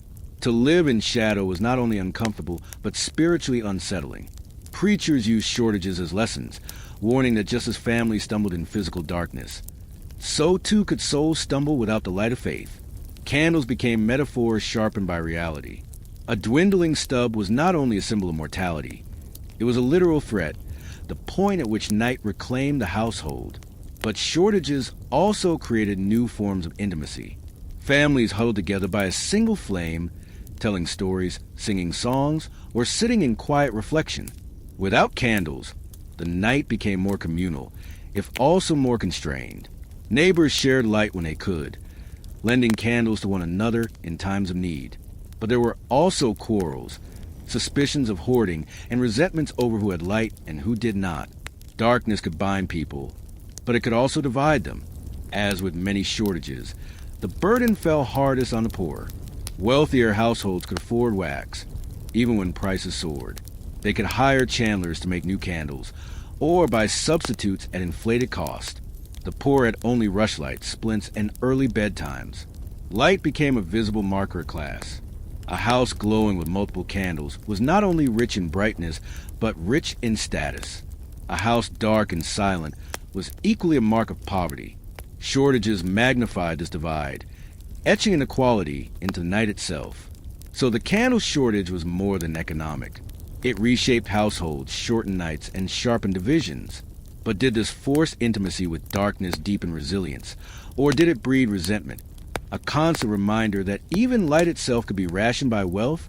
That question lingers like a flickering flame, leading us toward the final part of the story. The decline of shortages, the arrival of new forms of light, and the long shadow they left on memory. The shortages did not last forever. By the late 18th and 19th centuries, the world of light was beginning to change. New resources, new industries, and new technologies slowly loosened the grip of scarcity. Yet the memory of darkened homes, hoarded candles, and flickering rushlights would linger for generations. One reason shortages eased was the diversification of fuel. Whale oil, fish oil, and vegetable oils were refined into lamps that supplemented candlelight. Spermaceti, a waxy substance derived from sperm whales, burned brighter and longer than tallow, offering a cleaner alternative, though at great cost to the whales themselves. In some regions, new forms of processed fat and imported wax broadened the supply. Trade networks expanded, ensuring that shortages in one place could be covered by imports from another. Candles no longer depended solely on local harvests of animals or bees. The age of limited supply gave way to an age of expanding options. The Industrial Revolution transformed candle production. Factories with improved molds, presses, and refining techniques could churn out candles more cheaply and consistently than village chandlers ever had. Stearic acid, discovered in the early 19th century, allowed for harder, longer-burning candles made from processed fats. Paraffin, derived from petroleum by mid-century, added yet another alternative.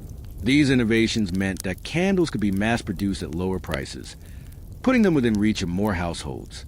No longer the precious commodity of earlier centuries, candles became common, affordable, and abundant. Yet even as candles grew more plentiful, they were slowly being replaced. The 19th century saw the spread of gaslight, first in cities, then in towns. Streets that had once been darkened during shortages now glowed with steady lamps. Shops stayed open later. Theaters sparkled, and public life expanded into the night in ways unimaginable to earlier generations. By the late century, electricity followed. The dim flicker of candles gave way to the bright, unyielding glare of bulbs. What had once been rationed flame became an endless current. The battle against darkness was no longer fought one candle at a time. It was one wholesale. With these changes, the meaning of candles shifted. They were no longer necessities but choices, used for ceremony, romance, or ritual. The rationing, hoarding, and improvising that had once shaped life faded into memory. But people did not forget. Older generations spoke of the nights when candles were precious, when a single flame meant the difference between work finished and work abandoned, between a household's cheer and its silence. Candles became symbols not only of light, but of the fragility of life before abundance. Even after shortages ended, literature and memory carried the imagery of the candle. Poets still compared life to a guttering flame. Preachers still used the snuff wick as a metaphor for death. In some ways, the candle became more powerful in imagination once it was no longer central to survival. Architecture, too, bore traces. Rooms designed to candlelight had low ceilings, small spaces, and surfaces chosen to reflect flickering flames. Even as gas and electricity took over, the marks of candlelit centuries remained in the very shapes of homes. The story of candle shortages is not just about tallow and wax. It is about how fragile human life once was against the rhythms of supply and scarcity. A poor harvest of cattle, a hard winter for bees, a war cutting off trade, and suddenly millions of people lived in darkness.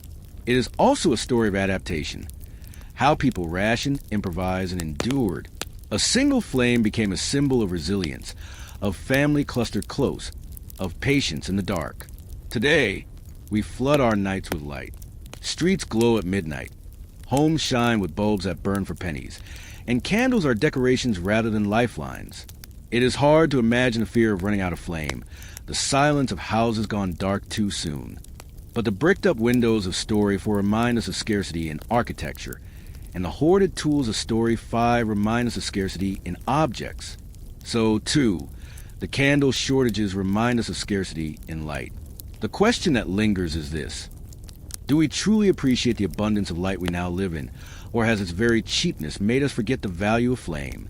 Imagine standing on a Roman road in the midday heat. The sun beats down on stone, dust rises with every step, and the smell of sweat clings to leather and wool. A soldier adjusts the strap of his pack, heavy with weapons and gear. He is tired, hungry, and thirsty, but more than anything, he is aware of the value of one thing above all: salt. In our modern world, salt is so common we barely notice it. It sits in shakers on tables, sold cheaply by the pound. But in the ancient world, it was priceless. Salt preserved food, seasoned meals, and even kept wounds clean. Without it, survival faltered. To control salt was to control life itself. And in Rome, where armies marched far from home and depended on steady supplies, salt was more than a commodity. It was pay, rations, and power. Why was salt so valuable? Because it did what nothing else could. It preserved food. Meat, fish, and vegetables cured in salt could last for weeks or months, carried on long campaigns where fresh supplies were scarce. Without salt, the Roman army could not march far, fight long, or occupy distant lands. Salt was also necessary for health. Roman writers noted its role in digestion, stamina, and even morale. Soldiers sweating under the Mediterranean sun lost salt as well as water. To replace it was essential. Salt was not only flavor, it was medicine. Rome understood this value early. From its earliest days, the city controlled salt marshes at the Tiber's mouth. The Via Salaria, the Salt Road, was one of Rome's oldest trade routes, carrying blocks of salt inland to towns and villages. To walk that road was to see the empire's lifeline. As Rome expanded, it seized salt works in conquered territories, ensuring that supply never failed. Provinces rich in salt, like parts of North Africa or Spain, became strategic assets. Salt was taxed, traded, and guarded as fiercely as gold. The link between soldiers and salt ran deep. Roman soldiers received a regular allowance of money, but they were also issued rations: grain, oil, wine, and salt. In fact, the word salarium, from which we get salary, originally referred to this salt allowance. Whether soldiers were literally paid in salt has long been debated, but there is no doubt that salt was integral to their compensation and survival. To be deprived of salt was to be deprived of sustenance. To receive it was proof of Rome's provision. Thus, when people say a soldier was worth his salt, they echo a truth the Romans knew well. Discipline and loyalty were measured not only in coin, but in the steady delivery of salt. A typical Roman soldier's ration included about a handful of salt, enough to flavor meals and preserve meat or fish. It was carried in small pouches, guarded carefully. To lose one's salt was to face bland meals and spoiled food, a small misfortune that could grow dire on long marches. Salt accompanied bread and porridge, turning plain grain into edible fare. It seasoned beans and lentils, cured strips of meat, and was sometimes mixed into sauces. Roman cuisine itself, with its salty fish sauce garum, reflected the empire's dependence on this mineral. But salt was not only pay, it was politics. By controlling salt, Rome bound its people to the state. Citizens relied on the government to distribute it fairly, especially in times of scarcity. Armies relied on steady supply lines to keep marching. The empire itself was knit together by salt routes and salt works, as essential as roads or aqueducts. This gave salt a symbolic weight. To share salt at a table was to share loyalty. To betray one's salt was to betray trust itself. Language, law, and culture absorbed the mineral into their very core. Yet one question lingers. Did salt truly shape loyalty, or was it merely a convenience symbol? Were Roman soldiers devoted because of their salt rations, or because the empire bound them with coin, land, and promise of glory? The answer lies deeper in how salt influenced Rome's logistics, economy, and even the very words we use today. A Roman army could not march on glory alone. Behind every soldier's shield was a long chain of supply. carts creaking over roads, animals loaded with sacks, ships carrying grain, wine, oil, and salt. Without these, the legions faltered. Of all the items in the supply chain, salt was among the simplest yet most essential. Rome's genius was not only in battle but in logistics, and salt was at the heart of its system. The very infrastructure of Rome reflected the importance of salt. The Via Salaria, the Salt Road, was one of the city's earliest highways. From the marshes at Ostia on the Tiber's mouth, caravans carried salt inland to the Sabine Hills and beyond. This road was more than commerce. It was statecraft. By moving salt efficiently, Rome bound distant communities to itself. Villages that relied on Rome's salt became dependent. Their loyalty bought not with coin, but with crystals of white mineral. Other salt routes spread across the empire, from the mines of Spain, the pans of North Africa, the marshes of Gaul. To follow these routes was to trace the arteries of empire. For soldiers, salt was folded into the larger logistics of the army. Each legion, numbering thousands of men, consumed vast amounts of food daily. Grain formed the base, but salt was what made preservation possible. Meat cured with salt could be carried for weeks. Fish salted at coastal towns could feed soldiers deep inland. Quartermasters accounted for salt as carefully as they did weapons. To lose a shipment of salt to bandits, storms, or delays was not trivial. It threatened discipline, health, and morale. An army with spoiled rations was an army weakened before battle began. Because salt was so vital, Rome tightly controlled the production and distribution. Salt works were often state-owned or heavily taxed. Licenses were issued to those allowed to trade it. In times of crisis, the government rationed supplies, ensuring that the army's needs came first. This monopoly reinforced imperial power. Citizens understood that the steady presence of salt in their kitchens was not accidental. It came through Rome's authority. To control salt was to control loyalty, just as surely as to command legions. Salt also found its way into politics.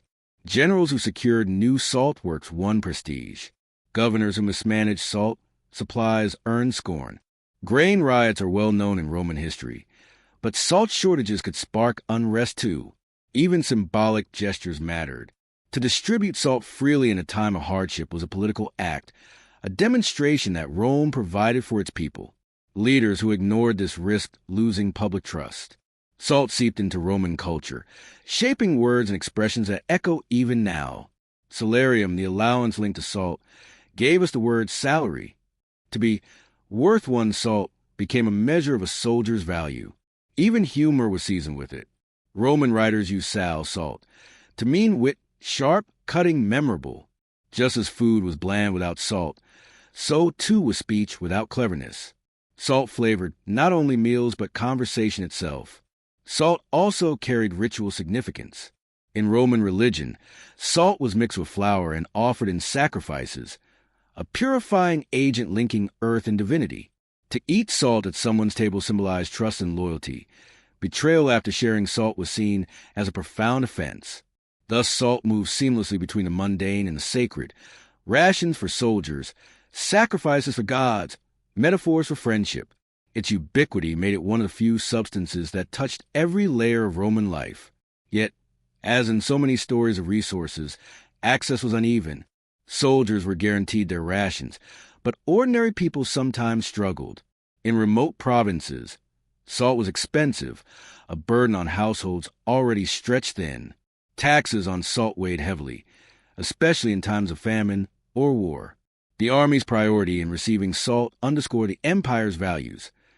Military power first, civilian needs second. This imbalance fed both loyalty and resentment, depending on which side of the equation one lived. The true power of salt lay in its invisibility. Unlike gold or monuments, it left no grand ruins, but it shaped the empire more profoundly than many visible symbols. Without salt, the legions could not march, provinces could not be bound, and loyalty could not be bought. Rome's greatness rested not only on swords and laws, but on a handful of white crystals carried in a soldier's pouch. But did salt truly strengthen Rome, or did its control sow resentment among those taxed and burdened by it? Did salt unify empire, or did it quietly strain it by highlighting inequality? To answer, we must follow the story to its conclusion. how salt's legacy outlived the empire itself, shaping languages, economies, and metaphors that remain with us to this day. The Roman Empire eventually crumbled, its legions disbanded, its cities sacked, its roads overgrown. Yet the story of salt did not end with Rome. The mineral outlasted emperors, borders, and armies. Its value continued to shape societies long after the last legionnaire laid down his shield. The soldiers who once carried salt rations are gone, but their legacy still lingers in language, culture, and even the way we think about pay, loyalty, and survival. When the empire fractured, control of salt became one of the prizes of successor kingdoms. Medieval lords, bishops, and monarchs all sought to tax or monopolize its trade. Just as Rome had done, they recognized that salt was not a luxury. It was life itself. Salt works in France, mines in Austria, and marshes in Italy became contested resources. Wars were fought not only for land but for access to salt. Cities grew wealthy by controlling its trade. Venice, for instance, used its salt monopoly to build a foundation of its maritime empire. The pattern Rome had set, salt as both necessity and tool of power, echoed for centuries. Perhaps the clearest legacy of Rome's salt lies in our words. The term salarium became salary, linking pay to salt forever. To say someone is worth their salt is to echo a Roman judgment of a soldier's discipline and value. Even humor carries a trace. Roman writers use sal to mean wit, and we still speak of conversations being salty or seasoned. The seasoning of food and the seasoning of speech are both bound to salt, a connection first made by the ancients.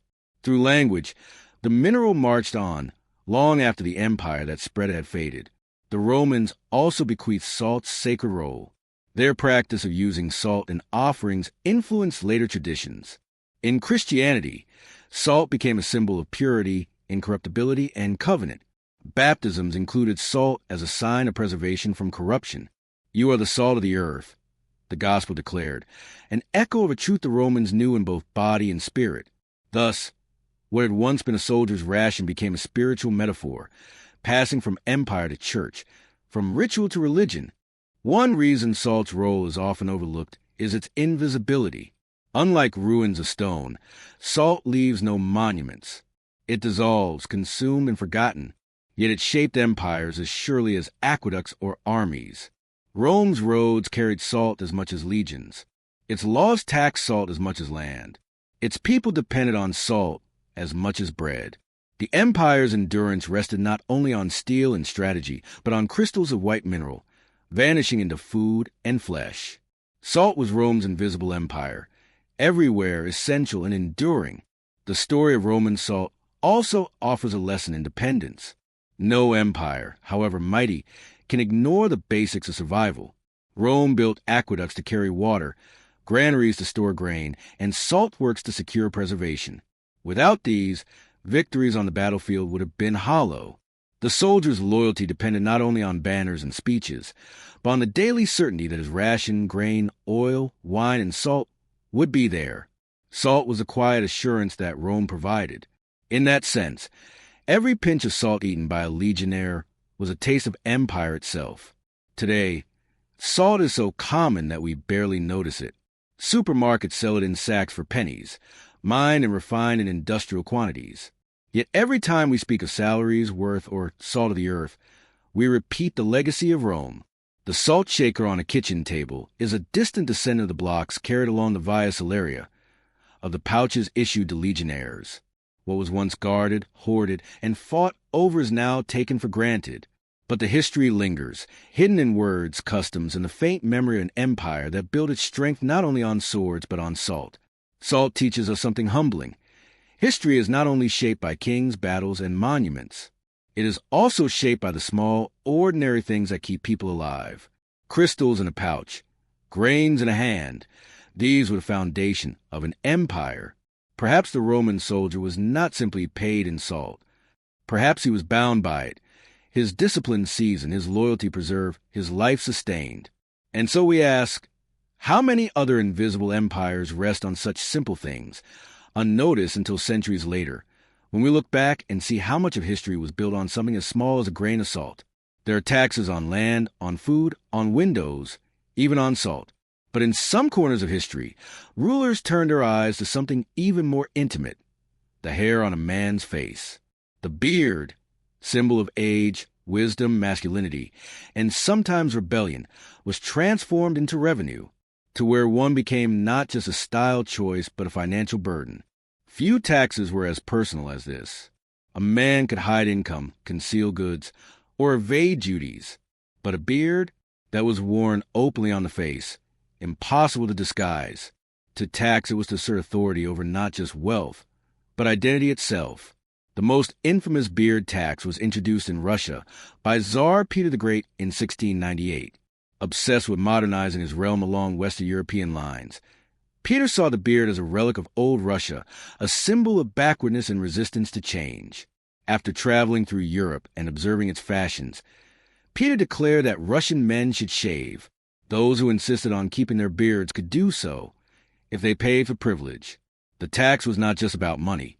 It was about forcing conformity, stamping state authority onto the very faces of his subjects. Bearded men were required to carry small copper tokens, inscribed with images of a nose, beard, and the words, "The beard is a superfluous burden." These tokens were proof that the bearer had paid his due, and without them he risked fines or humiliation. Russia was not alone. Earlier, in the 16th century, England under Henry VIII experimented with beard taxes, charging nobles according to their wealth and status. His daughter, Elizabeth I, is also said to have revived the tax, levying it on men whose beards exceeded a certain length. Though these taxes were inconsistent and short-lived in England, they revealed the same principle. Facial hair was visible, easy to measure, and culturally loaded. To tax it was to turn fashion into finance. To understand the weight of this tax, one must remember the cultural role of the beard. In many societies, a beard was not just hair, it was honor, dignity, masculinity. Philosophers stroked them, elders wore them as marks of age, and soldiers grew them as signs of toughness. To demand payment for a beard was therefore more than a financial burden. It was an intrusion into identity. It meant that masculinity itself had been commodified, reduced to a fee. Some men shaved reluctantly to avoid the tax, surrendering centuries of tradition to the razor. Others paid proudly, wearing their beards as badges of defiance. In either case, the tax forced them to choose money or identity, conformity or resistance. Unsurprisingly, the beard tax provoked resistance. In Russia, many ordinary men grumbled, seeing Peter's decree as an assault on religion as well as custom. The Orthodox Church had long associated beards with piety, viewing shaving as foreign and sinful. To pay the state for a beard was, to some, a betrayal of faith. Stories spread of men hiding their tokens, refusing to pay, or shaving only under protest. The tension between ruler and subject grew sharp. A tax that seemed trivial on paper became a flashpoint for deeper struggles over tradition, identity, and modernity. But here lies the deeper question.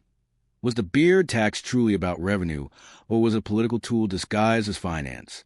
Did rulers care more about money, or about reshaping society in their own image? Face by face, beard by beard,